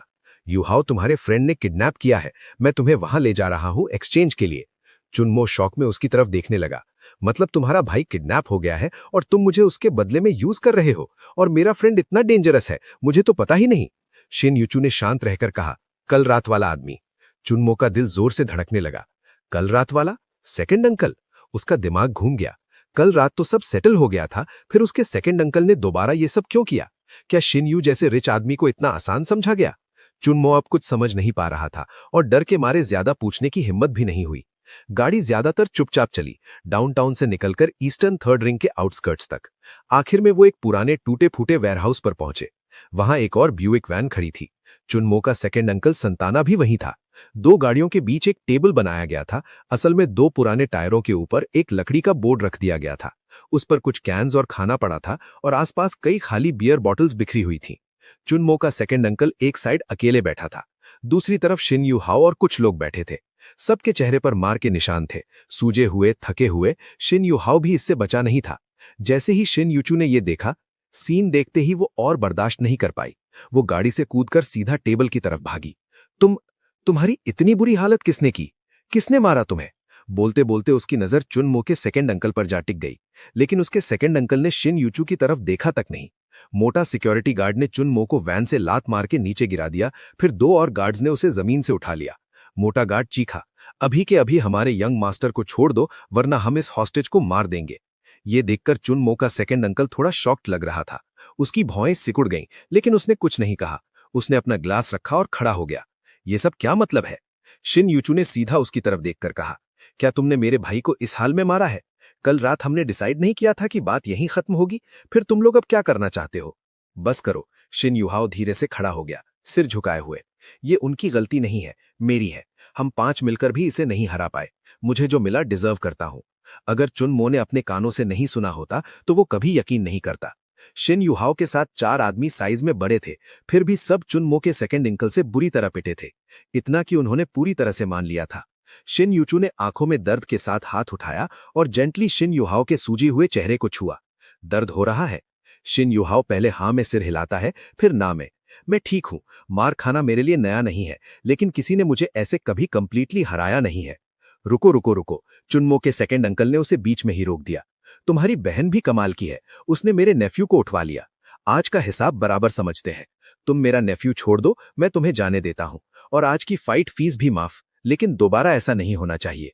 शिन यूचू के सामने अपनी ताकत दिखाने के लिए मोटा गार्ड ने स्लीव्स चढ़ाई और प्रेसिडेंट शान बोला, प्रेसिडेंट शान, ये लोग बहुत ज्यादा ओवर हो रहे हैं, मुझे अलाउ कीजिए, मैं इसे सबक सिखाता हूं। शिन यूचू ने उसे गुस्से भरी नजर से देखा, फिर शिन यूहाओ की तरफ मुड़कर बोली, तुम लोगों के बीच आखिर प्रॉब्लम क्या है? क्या आज इसे खत्म नहीं कर सकते? तुम कब सुधरोगे? तुम अब बच्चे नहीं हो। डैड के मरने से पहले उन्होंने मुझे बोला था तुम्हारा ख्याल रखने के लिए। क्या तुम मुझे एक टेंशन कम नहीं दे सकते? मुझे तुम्हें भी संभालना है और कंपनी भी चलानी है। क्या तुम्हें लगता है ये आसान है? ये बोलते बोलते उसकी आंखों से आंसू निकल आए। जैसे ही शिन यूहाओ ने उसे रोते देखा, वो घबरा गया। दीदी, मेरी गलती है, प्लीज मत रो, उसने रिक्वेस्ट की। कल रात पिटने के बाद मैं छोड़ नहीं पाया, इसीलिए आज कुछ लोगों को बुलाया था उसे सबक सिखाने के लिए, पर सोचा नहीं था कि हम हार जाएंगे। हम 5 मिलकर भी उसे नहीं हरा पाए। मैं प्रॉमिस करता हूं अब दोबारा प्रॉब्लम नहीं क्रिएट करूंगा, प्लीज रो मत। अरे, चुनमो साइड से चिल्लाया, तुम लोग इमोशनल बातें कर रहे हो, लेकिन कोई मुझे खोल भी देगा? मैं अभी भी बंधा हुआ हूं। अगर प्रिजनर एक्सचेंज हो रहा है तो मेरे सेकंड अंकल ने तुम्हारे भाई को बांधा भी नहीं। कम से कम मुझे पहले छोड़ दो। शिन यूचू ने मोटा गार्ड को सिग्नल दिया। वो तुरंत आया और चुनमो को खोल दिया। शिन यूचू अभी भी अपने भाई की ज्यादा फिक्र कर रही थी। उसने पूछा, तुमने कल रात उसे रोका क्यों नहीं? चुनमो तुरंत चिल्लाया, ड्रामा मत करो। तुमने मुझे गाड़ी से टकराया, फिर उसे मेरे घर भेजा मुझे पीटने और मेरा फोन तोड़ने के लिए। अब मत बोलना तुम्हें कुछ पता नहीं था। ये सुनते ही शिन यूचू बिल्कुल शॉक हो गई। वो 3 सेकंड तक चुनमो को देखती रही, फिर धीरे से अपना सिर घुमाकर शिन यूहाओ की तरफ देखा। सिर झुकाए हुए धीरे से शिन यूहाओ बोला, दीदी, मैं एक्सप्लेन करता हूं। उसने आंखों में आंखें डालने की हिम्मत नहीं की। उस रात तुमने कहा था कि तुमने किसी को गाड़ी से हिट किया और मुझे बोला था तुम्हारा आईडी वापस लाने के लिए। तो मुझे लगा कोई तुम्हें स्कैम कर रहा है और वो तुम्हारा आईडी पकड़ के तुम्हें ब्लैकमेल कर रहा था, इसलिए मैं कुछ लोगों को लेके उसके घर गया और आईडी वापस ले आया। मुझे ये भी डर था कि उसके पास तुम्हारा फोन नंबर होगा और वो तुम्हें बार बार परेशान करेगा, इसलिए जब हम वहां से निकले मैंने उसका फोन भी तोड़ दिया। आखिर तक शनिवा की आवाज धीरे धीरे कम होती गई और फिर उसी वजह से कल रात जो हुआ वो हुआ। शाइन यूचू बिल्कुल शॉक हो गई थी। उसने चिन्मो को देखा, फिर शाइन युवा को देखा। शाइन युहाओ ने तो अपना सर कॉलर के अंदर छुपा लिया था, बिल्कुल डरा हुआ लग रहा था। चिन्मो ने शाइन यूचू को देखा और बोला, अब क्लियर है? तुम्हें पहले मेरी बात सुनने का टाइम नहीं मिला, अब अपने भाई से सुन लो। अब समझ आया? तुम लोग ही थे जिन्होंने मुझे गाड़ी से मारा, तुम लोग ही थे जिन्होंने लोग भेजकर मुझे पिटवाया। आज तुम्हारे लॉबी मैनेजर ने मुझे चोर भी बना दिया, डिलीवरी प्लेटफॉर्म ने मेरा राइडर अकाउंट सस्पेंड कर दिया और अब मेरी जॉब भी चली गई। ये सब तुम लोगों की वजह से हुआ। मैंने कब तुम्हें प्रोवोक किया था? क्यों मेरी जिंदगी बर्बाद करनी थी तुम्हें? शाइन युवा का चेहरा तुरंत लाल हो गया और उसकी आवाज नर्म पड़ गई। उसने धीरे से कहा, आई एम सॉरी, मैं तुम्हें कॉम्पेंसेट कर दूंगी। चिन्मो ने ठंडे अंदाज में जवाब दिया, थैंक्स बट नो थैंक्स। अपने गंदे पैसे से मत सोचो कि तुम जो चाहो कर सकते हो। ये कहकर चिन्मो अपने सेकंड अंकल के पास गया। उसने बियर की बोतल उठाई, एक ही बार में पी गया और खाली बोतल साइड में फेंकी। फिर बोला, सच बोलूं तो मैंने कभी नहीं सोचा था कि आप इतना अच्छा लड़ सकते हो। उसके सेकंड अंकल ने बिना किसी इमोशन के कहा, थोड़ा बहुत आता है। फिर वो खड़े हुए और शाइन यूचू से बोले, मिस, जितना मैं समझ पा रहा हूं तुम अभी भी समझदार हो। समझदार लोगों से बात करना हमेशा बेटर होता है। तुम लोगों ने गाड़ी से टक्कर मारी, तुम लोग उसके घर गए, उसे मारा और उसको फोन तोड़ दिया और अब तुम लोगों की वजह से मेरा भतीजा जॉब से निकल गया। इतनी बड़ी बात का कोई सोल्यूशन तो होना चाहिए, है ना? ऐसे कैसे सब फ्री में छोड़ दे? थोड़ा झिझकते हुए शाइन यूचू ने पूछा, तो कितना पैसा चाहिए? सेकंड अंकल ने सोचा और बोला, पैसे रहने दो, अगर कैश दिया तो ये सब घर भेज देगा अपने बाप के इलाज के लिए। इससे बेटर आइडिया, इसको एक जॉब दे दो। शाइन यूचू ने तुरंत कहा, नो, और लगभग उसी वक्त चिन्मो बोल पड़ा, मुझे नहीं चाहिए। शाइन यूचू ने उसे देखा और धीरे से कहा, हमारी कंपनी बैड कैरेक्टर वाले लोगों को हायर नहीं करती। सेकंड अंकल का चेहरा तुरंत बदल गया। क्या मतलब है तुम्हारा? मेरा भतीजा बैड कैरेक्टर का कैसे हो गया? शाइन यूचू और भी लाल हो गई और शर्माते हुए बोली, इसने मेरा लंच खा लिया और फिर मुझे अपना बचा हुआ खाना खिलाया। ये सुन के चिन्मो खुद को रोक नहीं पाया और जोर से हंस पड़ा। फिर बोला, चलो चलते हैं, मेरी जॉब की टेंशन मत लो, अगर डिलीवरी नहीं कर सकता तो कुछ और कर लूंगा। फिर उसने शाइन यूचू और शाइन युवा की तरफ देखा और बोला, अब सब खत्म? अब तुम लोग मेरे पीछे नहीं आओगे और मुझे फिर से बंद नहीं करोगे, राइट? ये सुन के शाइन यूचू का चेहरा और लाल हो गया। शाइन युवा ने तुरंत जोर से कहा, टेंशन मत लो, मैं हार मानता हूं। मैं सच में ब्रदर जेड की रिस्पेक्ट करता हूं। अगर कभी कुछ चाहिए हो बस बोल देना। सेकंड अंकल ने उसकी बात का कोई जवाब नहीं दिया, सिर्फ चिन्मो से बोला, चलो मैं तुम्हें वापस छोड़ देता हूं। चिन्मो उस पुरानी सी सैंटाना गाड़ी में बैठ गया। उसका सेकंड अंकल ही ड्राइव कर रहा था। चिन्मो से रहा नहीं गया। उसने पूछा, क्या आपने सच में सबको अकेले ही हरा दिया? सेकंड अंकल ने सीधा जवाब दिया, इसमें मुश्किल क्या है? चिन्मो कुछ बोल ही नहीं पाया। उसका सेकंड अंकल वाकई कमाल का था। कुछ देर बाद वो उसे शहर वापस ले आए और कैजुअली पूछा कि अब आगे क्या करेगा, क्या फिर से डिलीवरी करेगा? चिन्मो ने कहा, मेरा राइडर अकाउंट ऑलरेडी बैन हो चुका है तो डिलीवरी तो गई, कोई और जॉब ढूंढ लूंगा, जिंदगी चलानी है बस। इस साल मैं ऑलरेडी 23 का हो गया हूं, मतलब अब मैं अडल्ट हूं। जाने से पहले मेरे सेकंड अंकल ने हमेशा की तरह वही बात रिपीट की, अगर कुछ भी हो तो उन्हें कॉल कर लेना। गाड़ी से उतरते ही चिन्मो को एक अजीब सी खालीपन वाली फीलिंग आई, ऐसी जो उसने पहले कभी महसूस नहीं की थी। पहले उसकी जिंदगी सुबह से रात तक डिलीवरी से भरी रहती थी और जब भी घर लौटता था बस जल्दी से नहा के सीधा बेड पर गिर जाता था। वो हमेशा सोचता था कि काश एक दिन लाइफ इतनी बिजी ना हो, लेकिन अब जब वो दिन आ गया तो उसे समझ ही नहीं आ रहा था कि अब करे क्या। उसके लिए उसका छोटा सा रेंटेड रूम सिर्फ सोने की जगह था, घर जैसा फील बिल्कुल नहीं आता था। उस वक्त तो उसे वहां वापस जाना भी पसंद नहीं आ रहा था। उसे पता था कि वहां जाके करेगा क्या, ठंडी दीवारें और ज्यादा तन्हाई का एहसास ही देंगी। लोग तेज कदम से थके हुए चेहरों के साथ उसके पास से गुजर रहे थे। चिन्मो पेरिस स्प्रिंग कॉम्प्लेक्स के बैक गेट के बाहर फुटपाथ के किनारे बैठा था, शहर की भीड़ और उसकी ठंडी तन्हाई धड़कन को देखते हुए। तभी एक स्ट्रे डॉग धीरे से उसके पास आया, उसके आसपास घूमा और फिर चुपचाप उसके पास बैठ गया। दो अनजान रूहें एक ही तन्हाई शेयर करते हुए। लगभग 6:30 बजे लिनी फे उसकी नजर में आई। उसके हाथ में अभी भी एक लंच बॉक्स था और वो सीधा उसकी तरफ आई। जैसे ही डॉग ने लिनी फे को देखा वो तुरंत खड़ा हो गया और पूंछ हिलाने लगा। इस बार लिनी फे ने चिन्मो को घूरा नहीं, उसने चुपचाप लंच बॉक्स खोला, अंदर बचा हुआ खाना था। डॉग जैसे सबका आदी हो तुरंत झुक के बड़े शौक से खाना खाने लगा। चिन्मो ने पहले बात शुरू की, तुम रोज खाना लाती हो? लिनी फे ने उसकी तरफ देखा और बोली, ये मेरे कोवर्कर्स के लंच के लेफ्टओवर्स हैं, फेंकना वेस्ट लगता है इसलिए मैं बीबू के लिए ले आती हूँ। थोड़ी देर रुककर उसने पूछा, क्या मैंने उस रात तुम्हें गलत समझा था? तुम सच में डिलीवरी गाई थे ना? चिन्मो ने अपनी डिलीवरी यूनिफॉर्म की तरफ देखा, हल्का सा हंसा और बोला, हाँ पहले था, अब नहीं, अकाउंट बैन हो गया। लिनीफे थोड़ी हेजिटेंट हुई, फिर खुद ही बोली, सॉरी, उस रात मेरा मूड खराब था, मुझे बिना पूछे तुम्हें बैड रिव्यू नहीं देना चाहिए था। चिन्मो ने कैजुअल बनने की कोशिश की, कोई बात नहीं, अब सब पास्ट है। लिनीफे नीचे बैठकर डॉग का सर सहलाने लगी और बात करते हुए बोली, तो अब नई जॉब ढूंढ रही हो? चिन्मो बोला, हाँ, शायद कल से स्टार्ट करूंगा। तुम इस डॉग के काफी क्लोज लगती हो।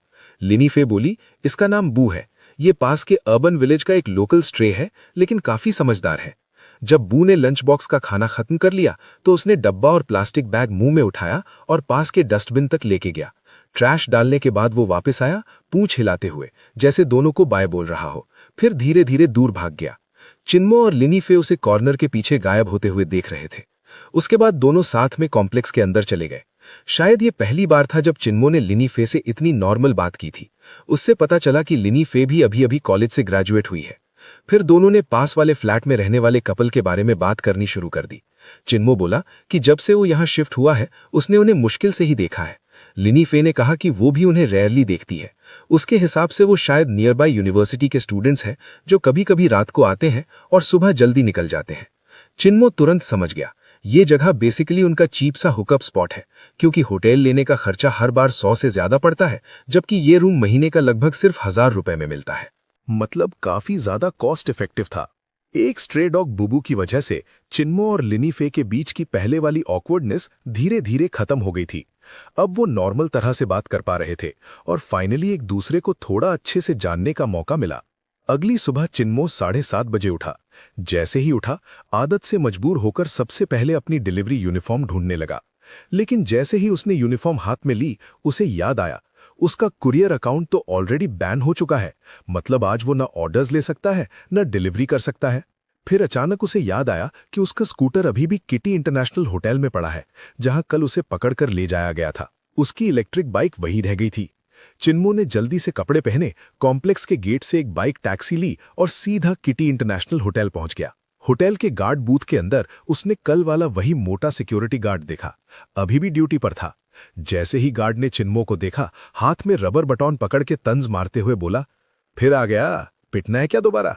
चिन्मो तुरंत गुस्सा हो गया। बकवास बंद कर, मेरा स्कूटर कहाँ है? मोटा गार्ड बटन हिलाते हुए धमकी देने लगा। कौन सा स्कूटर? यहां कोई स्कूटर नहीं है, निकल यहां से। चिन्मो का गुस्सा और भड़क गया। मेरी इलेक्ट्रिक बाइक कल यहीं पार्क की थी, कहां गई? किसने उठाई? कैमरास चेक करो।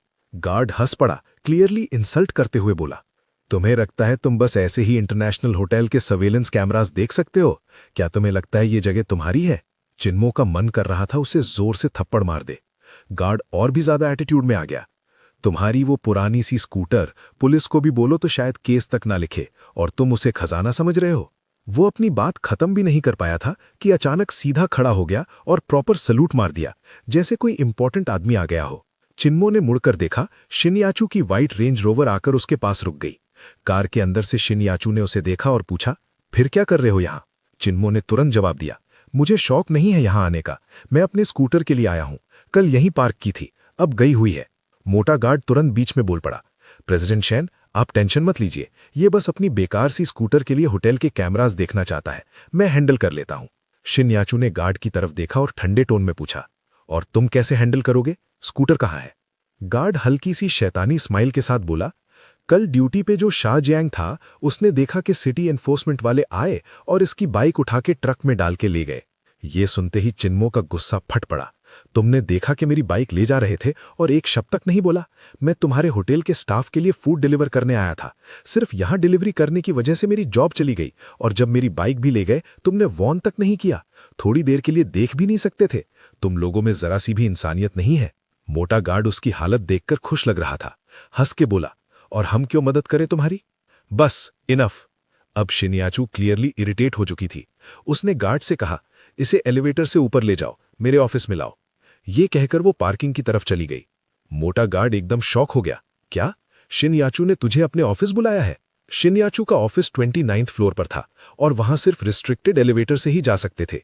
होटल के सारे मैनेजमेंट ऑफिसेज भी वहीं थे। एक एलिवेटर सिर्फ स्टाफ के लिए था और बाहर के लोगों को यूज करने के लिए स्पेशल परमिशन चाहिए थी। अभी जो शिनयाचू ने किया वो बिल्कुल अनएक्सपेक्टेड था। मतलब शिनयाचू ने सीधा उस मोटे गार्ड को ऑर्डर दिया था कि चिन्मो को एलिवेटर एक्सेस दे। 29th फ्लोर पर पहुंचने के बाद चिन्मो ने शिनयाचू का ऑफिस ढूंढ लिया।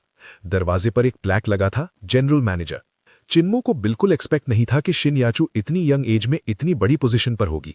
ये सच में इंप्रेसिव था, लेकिन उस मोमेंट में भी उसके दिमाग ने उल्टे सीधे ख्याल बनाना शुरू कर दिया। क्या वो यहां तक पहुंचने के लिए किसी के साथ सोई होगी?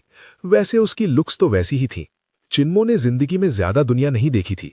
उसके लिए ये ऑफिस ही सबसे लग्जूरियस जगह थी जो उसने कभी देखी हो। शिन याचू एक लाइट टॉप में थी और उसने खुद उसके लिए कॉफी बनाई। कप देते हुए उसने सीधा पूछा, तुम्हारी स्कूटर की क्या कीमत थी? पता नहीं क्यों चिन्मो का मन हुआ उसे थोड़ा चिढ़ाने का।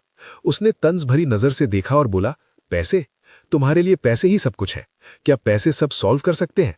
मैं तुम्हें बता रहा हूं, मैं 3 साल से उस स्कूटर को चला रहा था। जब से डिलीवरी शुरू की थी तब से वो मेरे साथ था।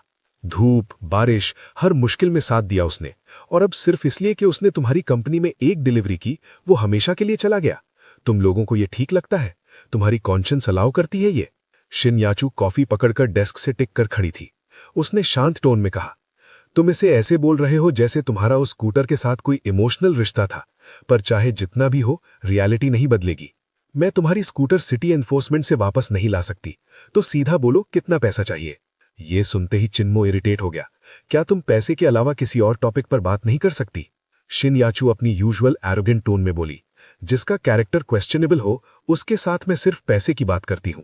चिन्मो उसे घूर के बोला, मेरा कैरेक्टर क्वेश्चनेबल? शिन याचू तुरंत बोली, जो दूसरों का खाना चुरा के खाता है उसका कैरेक्टर अच्छा होता है। चिन्मो एक मोमेंट के लिए चुप हो गया। उसके पास जवाब नहीं था।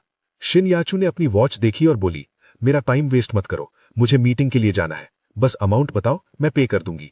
पता नहीं चिन्मो के अंदर से इतनी जिद कहां से आ गई, लेकिन वो लड़ने के मूड में आ गया। मैंने बोला ना, मुझे पैसे नहीं चाहिए, मुझे मेरी स्कूटर चाहिए। शिन याचू ने सीधा नंबर बोलना शुरू किया। 5000 चलेगा? चिन्मो चुप रहा। 8000? फिर भी कोई जवाब नहीं। 10,000? अब तो इनफ होना चाहिए। चिन्मो ने उसकी आंखों में देखकर पूछा, क्या तुम्हें लगता है मैं तुम्हें ब्लैकमेल करने आया हूं? इतना गिरा हुआ समझती हूं मुझे? शिन याचू का पेशेंस खत्म हो गया। ठंडे लेकिन सख्त टोन में बोली, बस 20,000। अगर नहीं चाहिए तो अभी के अभी मेरे ऑफिस से निकल जाओ और दोबारा मेरे सामने मत आना। चिन्मो ने उंगली दिखाकर ड्रामेटिक स्टाइल में बोला, तुम्हारी जिंदगी कितनी बेकार है। तुम्हारी नजर में सिर्फ पैसा है। तुम क्या समझोगी किसी साथी को खोना क्या होता है? तुमसे फीलिंग्स की बात करना भी बेकार है। जाओ, अपने पैसे को गले लगा के जियो। Good bye. ये कहकर वो मुड़ गया और डोर की तरफ चल दिया। रुको, शिन याचू ने पीछे से आवाज लगाई। उसकी आवाज में हल्का सा गुस्सा था। बाद में रिग्रेट मत करना, मैं तुम्हें एक और चांस दे रही हूं। 20,000 कॉम्पेंसेशन। चिन्मो ने बिना मुड़े जवाब दिया, नहीं चाहिए, और चलता रहा। पीछे से शिन याचू बोली, ठीक है, फिर मैं तुम्हारी एक हेल्प की कर्जदार हूं। कभी भी तुम्हें मेरी मदद चाहिए हो, जब तक वो मेरे प्रिंसिपल्स के अगेंस्ट नहीं है, मैं तुम्हारा एहसान चुकाऊंगी। मेरा नंबर याद रखना। किटी इंटरनेशनल होटल से बाहर निकलते ही चिन्मो का मन किया कि खुद को जोर का थप्पड़ मार ले। उसने हद कर दी थी। पूरे 20,000, और उसने मना कर दिया। ये मैंने क्या कर दिया? उसे शिन याचू जैसे रिच लड़की के सामने टफ एक्ट करना ही था। एक्टिंग तो उसने सॉलिड करी, लेकिन उस एक्टिंग की प्राइस सीधा 20,000 का लॉस। अब खुद को कैसे समझाए ये उसे समझ नहीं आ रहा था। हाँ, एक चीज थी, उसके पास फिर से शिन याचू का नंबर आ गया था। बस इसी बात से वो थोड़ा सा खुद को कंसोल कर रहा था। वापस जाते हुए चिन्मो कैजुअली अपना सोशल मीडिया स्क्रॉल कर रहा था। तभी उसकी नजर गाओ सू के एक पोस्ट पर पड़ी। थैंक्स मॉम, मुझे 24 साल पहले जन्म देने के लिए। मॉम, आपने बहुत मेहनत की है। ये पोस्ट देख के चिन्मो के अंदर एक अजीब सी गर्माहट आ गई। गाओ सू उसका हाई स्कूल का क्लासमेट था। दोनों काफी क्लोज थे। उनकी आर्ट्स वाली क्लास में वैसे भी लड़के कम थे, और क्योंकि सीट्स मार्क्स के हिसाब से लगती थीं, दोनों हमेशा फ्रंट रो में बैठते थे। हर एग्जाम में दोनों टॉप के आसपास रहते थे। फर्स्ट रैंक कभी चिन्मो का होता, कभी गाओ सू का। बेसिकली टॉप पोजीशन उन दोनों के बीच ही घूमती रहती थी। स्कूल के बाद गाओ सू ने 590 मार्क्स के साथ यूनान यूनिवर्सिटी ज्वाइन कर ली। चिन्मो ने 600 से ज्यादा स्कोर किया था, फिर भी उसने पढ़ाई छोड़ दी। रीजन सिंपल था, घर की फाइनेंशियल कंडीशन। उसके फादर की किडनी डिजीज में पैसा लग रहा था, और चिन्मो जल्दी काम करके घर का बोझ हल्का करना चाहता था। 4 साल पहले गाओ सू पढ़ने के लिए कुनमिंग गया और चिन्मो काम करने। शुरू में दोनों मिलते रहते थे, लेकिन धीरे धीरे उनकी लाइफ अलग हो गई और कांटेक्ट कम हो गया। फिर भी उनके बीच का बॉन्ड कभी खत्म नहीं हुआ। पोस्ट देख के चिन्मो ने कमेंट किया, हैप्पी बर्थडे ब्रो। थोड़ी देर बाद गाओ सू का मैसेज आया, मोमो आज फ्री हो, मेरे बर्थडे पे आजा। लगभग आधा साल हो गया मिले हुए। चिन्मो ने रिप्लाई किया, आधा साल से भी ज्यादा। तू ग्रेजुएशन के पास है ना? गाओ सू बोला, हाँ, अब कैंपस से बाहर आ सकता हूं, इंटर्नशिप ढूंढ रहा हूं। चिन्मो ने पूछा, कोई अच्छा ऑप्शन मिला? गाओसू बोला, मैंने बिजनेस एडमिनिस्ट्रेशन लिया था, कुछ कंपनीज रिजेक्ट कर दी हैं, अब होटल मैनेजमेंट में जाना चाहता हूं। तू आ जा, बैठ के बात करते हैं, डिनी रोड पर है पार्टी। और हाँ, अपनी गर्लफ्रेंड को भी ले आना, देखो जरा तू कैसा कर रहा है लाइफ में। स्क्रीन देखते हुए चिन्मो इमोशनल हो गया। अगर वो 4 साल पहले पढ़ाई कंटिन्यू कर पाता तो शायद आज वो भी ऐसे ही कैजुअली बोल रहा होता कि इंटर्नशिप ढूंढ रहा हूं। कुछ लोग अपनी जिंदगी चूज करते हैं और कुछ लोगों को जिंदगी चूज करती है। और गर्लफ्रेंड वो कहां से लाता? तभी अचानक उसके दिमाग में एक आइडिया आया। शिनयूचू, उसने कहा था ना, एक फेवर करेगी, क्या वो उसे आज डिनर पर ले जा सकता है? एक तीर से 2 निशाने, गाओसू से इंट्रोड्यूस भी कर देगा और शिनयूचू होटल की जनरल मैनेजर है, डायरेक्ट जॉब ना सही, कनेक्शंस तो मिल ही सकते हैं। ये सोच के उसने तुरंत शिनयूचू को कॉल किया। फोन उठाते ही शिनयूचू ने बोला, क्या हुआ, अब रिग्रेट हो रहा है? 20,000 चाहिए अब? चिन्मो ने हल्का सा मजाक किया, तुम्हारे हिसाब से क्या मैं नॉर्मल इंसान नहीं हो सकता, कॉल करते ही पैसे मांगूंगा? शिनयूचू हंसी, बिना हाइड किए, तो फिर क्यों कॉल किया? चिन्मो बोला, तुमने खुद कहा था एक फेवर करोगी जब तक तुम्हारे प्रिंसिपल्स के अगेंस्ट ना हो, याद है ना? शिनयूचू ने जवाब दिया, हाँ मैंने बोला था, तो क्या चाहते हो तुम? चिन्मो बोला, आज रात मेरे साथ एक दोस्त के बर्थडे डिनर पर चलो, बस एक मील शेयर करना है, ये तुम्हारे प्रिंसिपल्स के अगेंस्ट नहीं है, राइट? इतना भी ज्यादा नहीं मांग रहा, सिर्फ डिनर। फोन के दूसरे साइड से शिनयूचू की आवाज थोड़ी तेज हो गई, तुम चाहते हो मैं तुम्हारे साथ डिनर करने जाऊं? तुम्हें लगता है मेरे पास इतना फ्री टाइम है? चिन्मो का टोन थोड़ा ठंडा हो गया, अगर नहीं आना तो मत आओ, मैं फोर्स नहीं कर रहा, पर फिर मुझे अच्छे से समझ आ जाएगा कि तुम कैसी इंसान हो, सिर्फ पैसे देखने वाली और अपनी बात ना रखने वाली। आना है या नहीं तुम्हारी मर्जी। लगता था शिनयूचू सच में इरिटेट हो गई थी। दांत भींचकर बोली, ठीक है मैं आऊंगी, आज रात डिनर पर चलूंगी तुम्हारे साथ, उसके बाद मुझे डिस्टर्ब मत करना, फिर हम बराबर।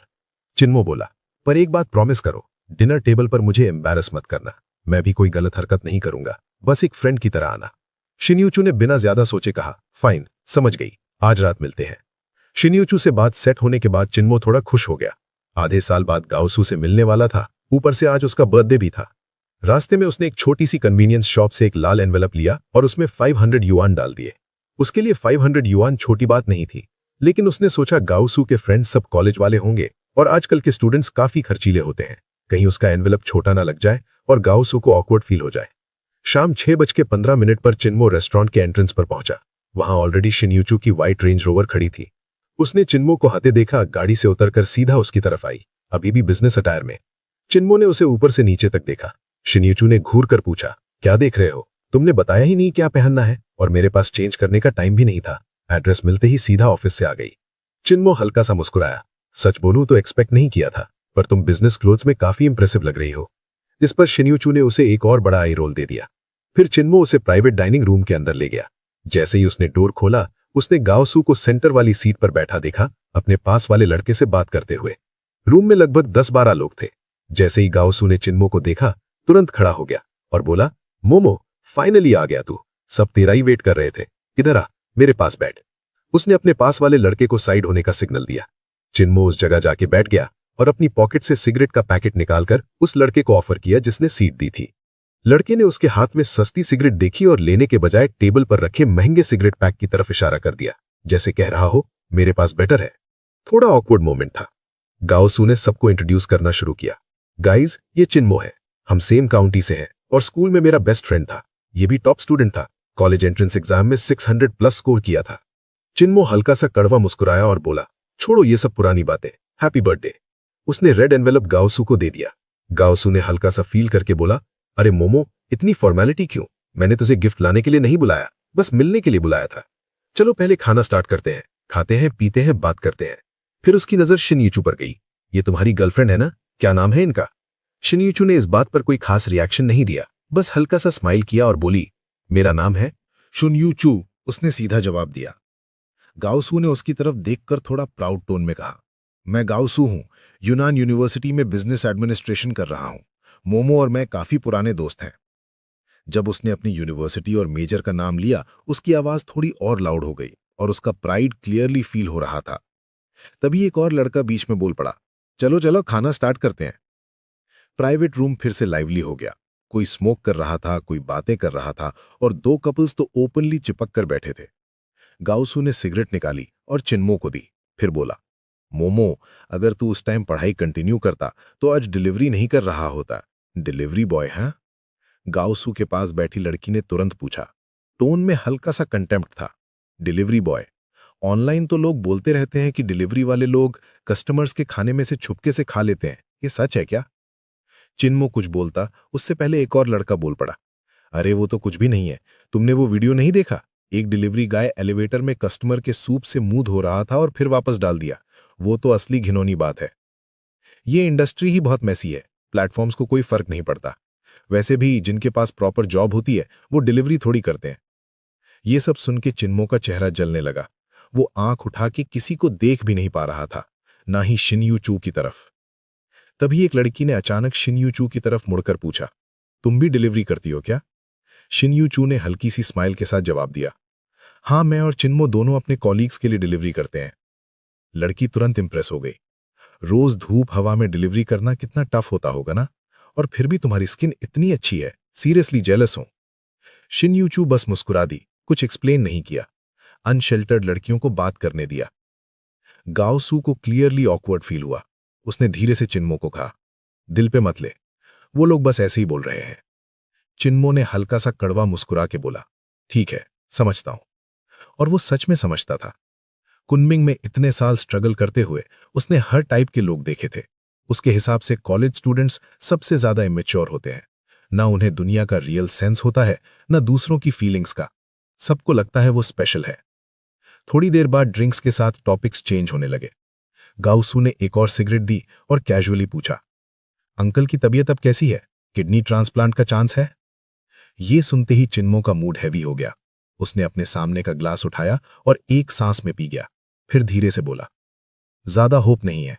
किडनी ट्रांसप्लांट में लाखों लगते हैं, हम अफोर्ड नहीं कर सकते। और पैसे होने से सब नहीं होता, मैच भी मिलना चाहिए। अभी तो बस कंजर्वेटिव ट्रीटमेंट चल रहा है। हर हफ्ते डायलिसिस के लिए हॉस्पिटल जाना पड़ता है। इतनी तकलीफ से बस हड्डियां ही रह गई हैं। गाओसू ने गहरी सांस ली, फिर बोला, तूने 600 प्लस स्कोर किया था, फिर भी कॉलेज क्यों नहीं गया? याद है स्कूल ने तेरे लिए फंड भी रेज किया था? चिन्मो ने सीधा काट दिया, वो पैसे मैंने पापा के ट्रीटमेंट में लगा दिए। गाओसू कुछ सेकंड्स चुप रहा, फिर धीरे से पूछा, पछतावा होता है? अगर तू पढ़ाई करता तो आज तेरे पास ज्यादा ऑप्शंस होते। चिन्मो ने सिर हिला दिया। चिन्मो ने गाओसू की दी हुई सिगरेट जलाई और धीमी तन्हा आवाज में बोला, अगर मुझे 100 बार भी दोबारा चूज करने का मौका मिले, तब भी मैं वो पैसे अपने डैड की ट्रीटमेंट पर ही खर्च करता।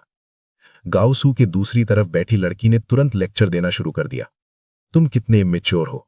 तुम्हें वो पैसे पढ़ाई के लिए यूज करने चाहिए थे, जैसे हमने किया। पहले अच्छी यूनिवर्सिटी जाते, डिग्री लेते, फिर तुम्हारे पास जॉब के लिए इतने ऑप्शंस होते। ऐसे नहीं होता कि बस डिलीवरी ही करनी पड़ती। तब तक चुप बैठी शिन्यू चू फाइनली बोल पड़ी, जिस सिचुएशन को तुम समझती नहीं हो उस पर जज मत करो। तुम्हारी बात थ्योरेटिकली सही लग सकती है, लेकिन हर सिचुएशन में वो सही आंसर नहीं होता। लड़की ने आंख घुमाई, जैसे उसे कोई फर्क ही नहीं पड़ता। गाओसू ने तुरंत उसे रोका, लुकियान, बस करो। मोमो के डैड काफी सालों से बीमार हैं। उसकी मॉम घर पर उनकी देखभाल करती हैं। पूरा घर सिर्फ मोमो के दम पर चल रहा है। फिर भी लुकियान धीरे से बोलती रही, शॉर्ट साइटेड। चिन्मो क्या बोलता, उसके हाथ में ग्लास हल्का सा कांप रहा था। तभी उसने अचानक महसूस किया, किसी के नरम गरम हाथ उसके हाथ के ऊपर आके टिक गए। उसने मुड़कर देखा, शिन्यू चू थी। उसकी आंखों में पहली बार एक अलग सी सॉफ्टनेस थी। लुकियान ने उन दोनों को टेढ़ी नजर से देखा, फिर गाओसू की तरफ मुड़कर बोली, लास्ट वीक जो रेज्यूमेस भेजने को बोला था भेजे? मुझे तो इंटरव्यू कॉल आ गया, तुम्हारा क्या हुआ? गाओसू एक्साइटेड हो गया, फोन निकाल के दिखाया, देखो आज दोपहर कॉल आया, कल सुबह इंटरव्यू है। लुकियान खुशी से उसे हक करके गाल पे किस कर दी। मुझे पक्का लगता है हम दोनों सिलेक्ट हो जाएंगे। सामने बैठी एक लड़की ने पूछा, क्या हुआ, इतने एक्साइटेड क्यों हो? लुकियान ने प्राउडली कहा, मैं और गाओसू ने एक ही होटल के लिए अप्लाई किया था और दोनों को इंटरव्यू कॉल आ गया, कल इंटरव्यू है। सबने कॉन्ग्रेचुलेट किया, ग्लास उठा के सेलिब्रेट किया। फिर लुकियान बोली, इसीलिए कहते हैं एजुकेशन इंपॉर्टेंट होती है, तभी तुम अपनी पसंद की इंडस्ट्री चूज कर सकते हो। गाओसू ने मेरे लिए कितनी कंपनीज रिजेक्ट की हैं, अब तुम्हें भी बेस्ट देना होगा। डिनर के बाद प्लान था कैरियोके का। केटीवी रेस्टोरेंट से लगभग 2 किलोमीटर दूर था। सब लोग बाहर निकले। गाओसू के कॉलेज फ्रेंड्स आगे चल रहे थे और चिन्मो और शिन्यू चू पीछे। चिन्मो ने धीरे से कहा, डिनर हो गया, तुमने अपना प्रॉमिस फुलफिल कर दिया, अब तुम जा सकती हो। थैंक्स अपनी बात रखने के लिए। शिन्यू चू ने सॉफ्टली पूछा, सेकेंड राउंड में जा रहे हो? चिन्मो ने सिर हिला दिया, नहीं, मैं कोई बहाना बना के निकल जाऊंगा। वैसे भी ज्यादा बात नहीं है मेरी किसी से। शिन्यूचू ने हल्का सा लिप्स प्रेस किया, फिर बोली, कहाँ जाओगे? मैं ड्रॉप कर देती हूं। रेस्टोरेंट के बाहर तक आते आते गाओसू ने ऑलरेडी 3 टैक्सीज रोक ली थीं। एक में 4 लोग बैठ गए, दूसरी में 2 लोग। अब 5 लोग बच गए। चिन्मो, शिन्यूचू, गाओसू, लुकियान और एक और लड़का। लुकियान ने शिन्यूचू से कहा, चलो ना, 5 लोग एडजस्ट हो जाएंगे, ड्राइवर से बात कर लेंगे, दूर भी नहीं है। शिन्यूचू मुस्कुराकर बोली, मैं और चिन्मो को थोड़ा काम है, अगली बार मिलते हैं। गाओसू थोड़ा डिसअपॉइंटेड लग रहा था। अभी जा रहे हो? थोड़ी देर और रुक जाओ ना, इतनी मुश्किल से तो मिलना होता है। लुकियान ने चुपके से गाओसू को पिंच किया और बोला, फोर्स मत करो, ये टाइम होता है लेट नाइट ऑर्डर्स का, शायद ये और डिलीवरीज करेगा, उसे रोको मत। चिन्मो ने गाओसू से कहा, नेक्स्ट टाइम मिलते हैं, हम दोनों यहीं हैं, टच में रहेंगे। गाओसू ने हल्का सा सिर हिलाया, ठीक है, मैं तुम्हारे लिए टैक्सी रोक देता हूं। चिन्मो ने हल्का सा मुस्कुराने की कोशिश की, लेकिन अंदर से वो ऑलरेडी थोड़ा टूट चुका था।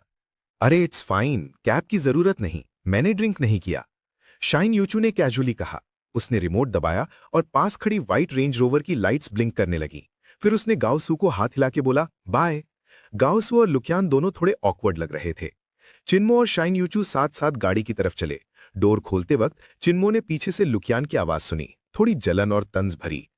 तुम्हारा दोस्त बड़ा इंटरेस्टिंग है, पक्का गाड़ी उधार लेके आया है स्टाइल मारने के लिए। आगे क्या बोला चिन्मो ने नहीं सुना, वो ऑलरेडी कार के अंदर बैठ चुका था। गाड़ी चलने लगी। सीट पर पीछे टिक कर आंखें बंद करके चिन्मो बस चुप बैठा रहा। उसे अपना फ्यूचर तो नहीं दिख रहा था, लेकिन आंखों से गिरते आंसू क्लियरली महसूस हो रहे थे। जिंदगी का प्रेशर इतना बढ़ गया था कि सांस लेना मुश्किल लग रहा था, और उस वक्त उसके पास सिर्फ एक ही तरीका था, चुपचाप अंधेरे में अपने दर्द को सहना। वो नहीं चाहता था कि शाइन यूचू उसे रोते हुए देखे, इसलिए उसने विंडो नीचे कर दी। रात की हवा ने उसके आंसुओं को सुखा दिया, जैसे उन्हें हवा के साथ उड़ा दिया हो। थोड़ी देर बाद गाड़ी पेरिस स्प्रिंग कॉम्प्लेक्स के बाहर रुकी। चिन्मो उतर गया और बाय बोलने लगा। तभी शाइन यूचू ने उससे आवाज दी, चिन्मो, क्या मैं अब भी तुम्हारी कोई चीज देने की बाकी हूं? चिन्मो रुक गया, मुड़कर देखा, फिर सिर हिला दिया, नहीं, कुछ नहीं। शाइन यूचू के होठों पर हल्की सी रिलीफ वाली स्माइल आई। धीरे से बोली, गुड बाय। घर पहुंचने पर चिन्मो ने देखा लीनी फे लिविंग रूम में फोन पर थी, बार बार सॉरी बोल रही थी, किसी से माफी मांग रही थी। उसने चिन्मो को देखा और हल्की सी नजर मिलाई। चिन्मो ने बस एक्नॉलेज किया और सीधा बाथरूम चला गया। नहा के बाहर आया तो लीनी फे सोफा पर बैठी है, आंखें लाल। चिन्मो ने टेबल से 2 टिश्यूज उठाए और उसे दे दिए। उसे पता ही नहीं था कैसे कंफर्ट करे। सच तो ये था कि उसे खुद किसी की जरूरत थी। लीनी फे ने टिश्यूज लिए और हल्की सी नॉड करके थैंक्स बोला। कितनी अजीब सिटी है, कितनी अजीब जिंदगी। आखिर में चिन्मो ने कुछ बियर्स पी ली और सो गया। अगली सुबह काफी देर तक सोता रहा, जब तक एक फोन कॉल ने उसे नहीं जगाया। उसने बिना देखे फोन उठाया और आदत से बोला, हेलो। दूसरी तरफ से शाइन यूचू की आवाज आई, अभी तक सो रहे हो? इतने लेजी हो तुम? आधी नींद में चिन्मो बोला, मेरे लेजी होने से तुम्हें क्या प्रॉब्लम? शाइन यूचू ने सीधा बोला, एक फेवर करोगे? चिन्मो ने पूछा, क्या? कंपनी आओ, यहां मिलो, मैं समझाऊंगी। मना करना है तो कर देना, मैं फोर्स नहीं करूंगी। चिन्मो कुछ सेकंड सोचा, फिर बोला, ठीक है, आधे घंटे में आता हूं। बस अपने गार्ड डॉग्स को कंट्रोल में रखना, स्पेशली उस मोटे को। शाइन यूचू हंसी, ऐसे बोल रहे हो जैसे तुम्हें सच में काटा हो कभी। 10:30 बजे शाइन यूचू के ऑफिस में वो डेस्क के पीछे बैठी थी, कंप्यूटर पर काम कर रही थी।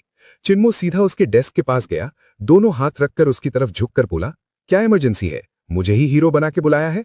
शाइन यूचू ने माउस साइड रखा, चेयर पर पीछे झुककर बैठी और हाथ फोल्ड करके बोली, आज एचआर कुछ कैंडिडेट्स का इंटरव्यू ले रहा है, मुझे तुम्हारी हेल्प चाहिए। चिन्मो हैरान, क्या? शाइन यूचू बिल्कुल काम, आज तुम एचआर डायरेक्टर बनोगे, तुम डिसाइड करोगे कौन हायर होने लायक है। चिन्मो उसे घूर कर देखने लगा, तुम मजाक कर रही हो ना, मैं इंटरव्यू लूं? शाइन यूचू ने सीधा जवाब दिया, मजाक नहीं कर रही, कैंडिडेट्स ऑलरेडी आ चुके हैं। अगर हेल्प करनी है तो अभी जाके इंटरव्यू लो, मेरी असिस्टेंट शाहू तुम्हें गाइड करेगी। फिर कैजुअली ऐड किया, वैसे भी इंटरव्यूअर बनना मुश्किल नहीं है, बस लोगों को देखो, अगर अच्छा फील आए तो रख लो, नहीं तो रिजेक्ट कर दो। चिन्मो बिल्कुल कंफ्यूज हो गया, उसे समझ ही नहीं आ रहा था ये लड़की सच में सीरियस है या कोई और गेम चल रहा है। चिन्मो ने सीधा पूछा, तुम मुझे इंटरव्यू लेने के लिए क्यों बुला रही हो? कोई और हिडन मोटिव है क्या? शाइन यूचू के होठों पर हल्की सी अजीब स्माइल आई। वो खड़ी हुई और बोली, जाओ, श्याओ तुम्हें एचआर ऑफिस ले जाएगी, थोड़ी देर में तुम्हें खुद समझ आ जाएगा मैंने तुम्हें ये काम क्यों दिया। क्यूरियस होकर चिन्मो श्याओ के साथ इंटरव्यू रूम गया। डेस्क पर 4 फाइलें रखी थीं। श्याओ ने समझाया, अभी सिर्फ ये 4 कैंडिडेट्स इनिशियल स्क्रीनिंग पास करके यहां तक आए हैं, लेकिन फाइनल में सिर्फ 2 को ही रख सकते हैं। आप पहले इनके रेज्यूमेस देख लीजिए, मैं बाहर अरेंजमेंट करती हूं, फिर एक एक करके उन्हें अंदर भेजूंगी। फाइनल डिसीजन आपका होगा। ये प्रेसिडेंट शिन का ऑर्डर है। चिन्मो ने पहली फाइल खोली। 26 साल का लड़का, 2 साल का होटल मैनेजमेंट एक्सपीरियंस, अच्छी यूनिवर्सिटी से ग्रेजुएट। दूसरी फाइल, एक लड़की, business administration background, education average थी लेकिन इंट्रो सिंपल और ग्राउंडेड लग रहा था। जब उसने तीसरी फाइल खोली, वो वहीं जम गया। गाओ सू। उसका दिमाग तुरंत क्लिक हुआ। उसने जल्दी से चौथी फाइल खोली। लुकियान। कल रात जो लोग एक्साइटेड होकर होटल इंटरव्यू की बात कर रहे थे, वो होटल यही था, किटी इंटरनेशनल होटल। और अब शाइन यूचू ने उसे उनका इंटरव्यूअर बना दिया था। ये क्या चल रहा है? चिन्मो ने थोड़ा सोचा और धीरे धीरे उसे समझ आने लगा कि शाइन यूचू क्या करना चाहती है। कुछ देर बाद श्याओ वापस आई।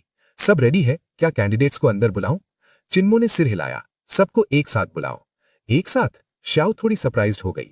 उसकी आंखों में हल्का सा डाउट भी था, जैसे सोच रही हो इसको इंटरव्यू लेना आता भी है या नहीं। चिन्मो ने कामली रिपीट किया, हाँ, सबको एक साथ बुलाओ। श्याओ ने और कुछ नहीं पूछा। वो बाहर गई और थोड़ी देर बाद चारों कैंडिडेट्स को साथ ले आई। उनके सामने उसने इंट्रोड्यूस किया। ये है डायरेक्टर चुन, हमारे एचआर डिपार्टमेंट के।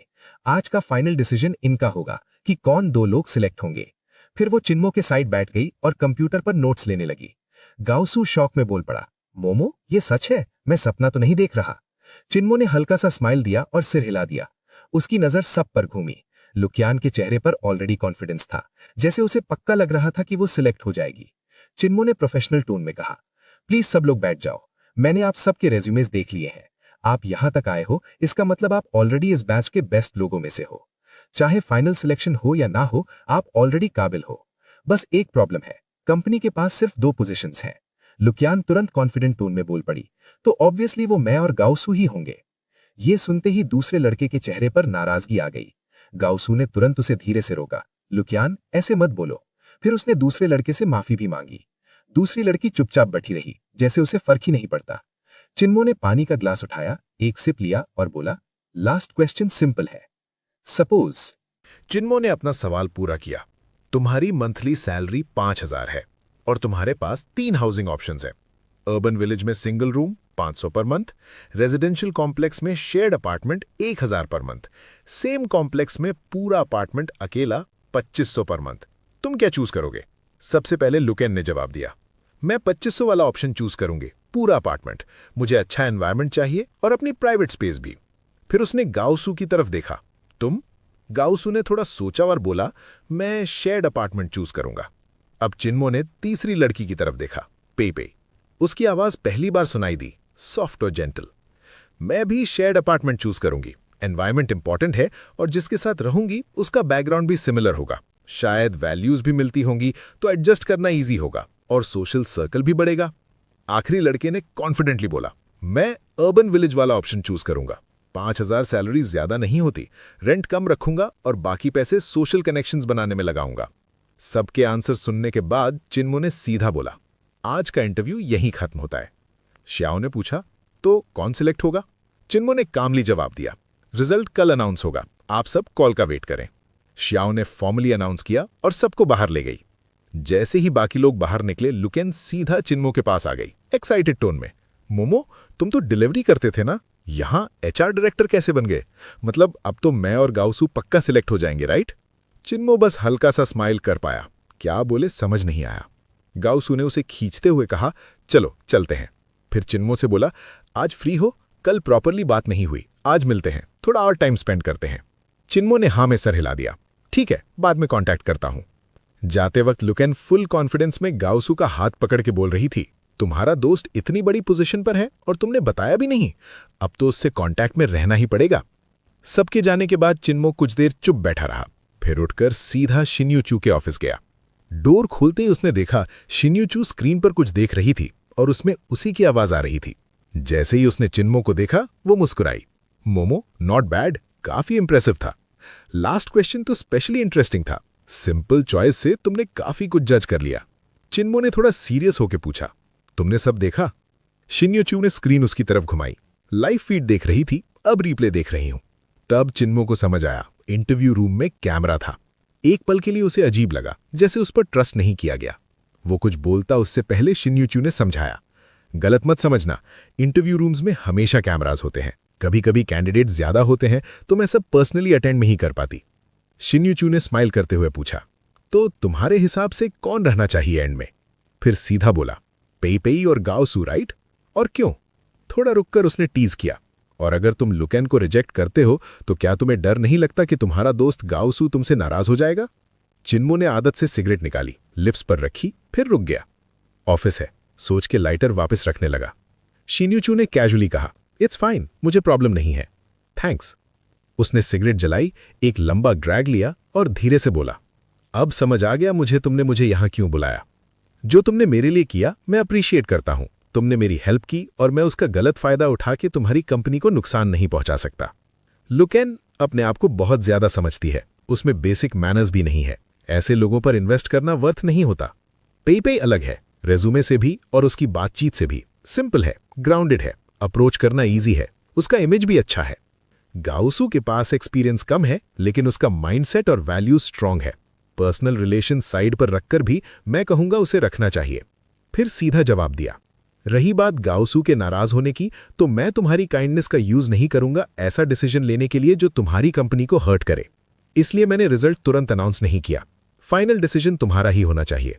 शिन्यूचू चेयर पर पीछे झुककर उसे देखती रही, फिर बोली, जब मैंने आज सुबह रेज्यूमेज देखे मुझे भी शॉक लगा। इतना कोइंसिडेंस एक्सपेक्ट नहीं किया था, इसलिए तुम्हें बुलाया। इंटरव्यू के बाद तुमने खुद देख लिया होगा, सिर्फ आइडेंटिटी चेंज हुई। कल का डिलीवरी बॉय आज का एचआर डायरेक्टर, और लोगों का एटीट्यूड तुरंत बदल गया। ये सोसाइटी बहुत प्रैक्टिकल है और लोग अक्सर हिपोक्रिटिकल होते हैं। चिन्मो ने सर हिलाया, समझ गया मैं तुम क्या करना चाहती थी। तुम चाह रही थी कि मैं अपनी डिग्निटी और कॉन्फिडेंस वापस फील करूं अपने फ्रेंड्स के सामने, पर तुमने मुझे एक ऑकवर्ड सिचुएशन में डाल दिया। अब गाओसू और लुकेन दोनों सोच रहे हैं कि उनका फ्यूचर मेरे हाथ में है। शिन्यूचू ने बिल्कुल कैजुअल टोन में कहा, अगर इतना डिफिकल्ट लग रहा है तो दोनों को रख लो। मेरे होटल में ऑलरेडी 100 से ज्यादा लोग काम करते हैं, एक और सही। फाइनल डिसीजन तुम्हारा है। चिन्मो ने उसकी तरफ देखा, कुछ बोल ही नहीं पाया, फिर मुड़कर डोर की तरफ चला और बोला, ये तुम्हारा गेम है, मैं नहीं खेल रहा। मुझे ऐसी सिचुएशंस में मत डाला करो, मैं जा रहा हूं। रुको। शिन्यूचू की आवाज पीछे से आई, अगर तुम्हें लगता है कि गाओसू तुम्हारा सच्चा दोस्त है तो वो समझ जाएगा तुमने लुकेन को क्यों रिजेक्ट किया। अगर वो इस बात पर तुमसे लड़ जाता है तो शायद वो इतना अच्छा दोस्त है ही नहीं। वो खुद जानता है लुकेन कैसी है। सच बोलो, क्या तुम्हें लगता है वो फ्यूचर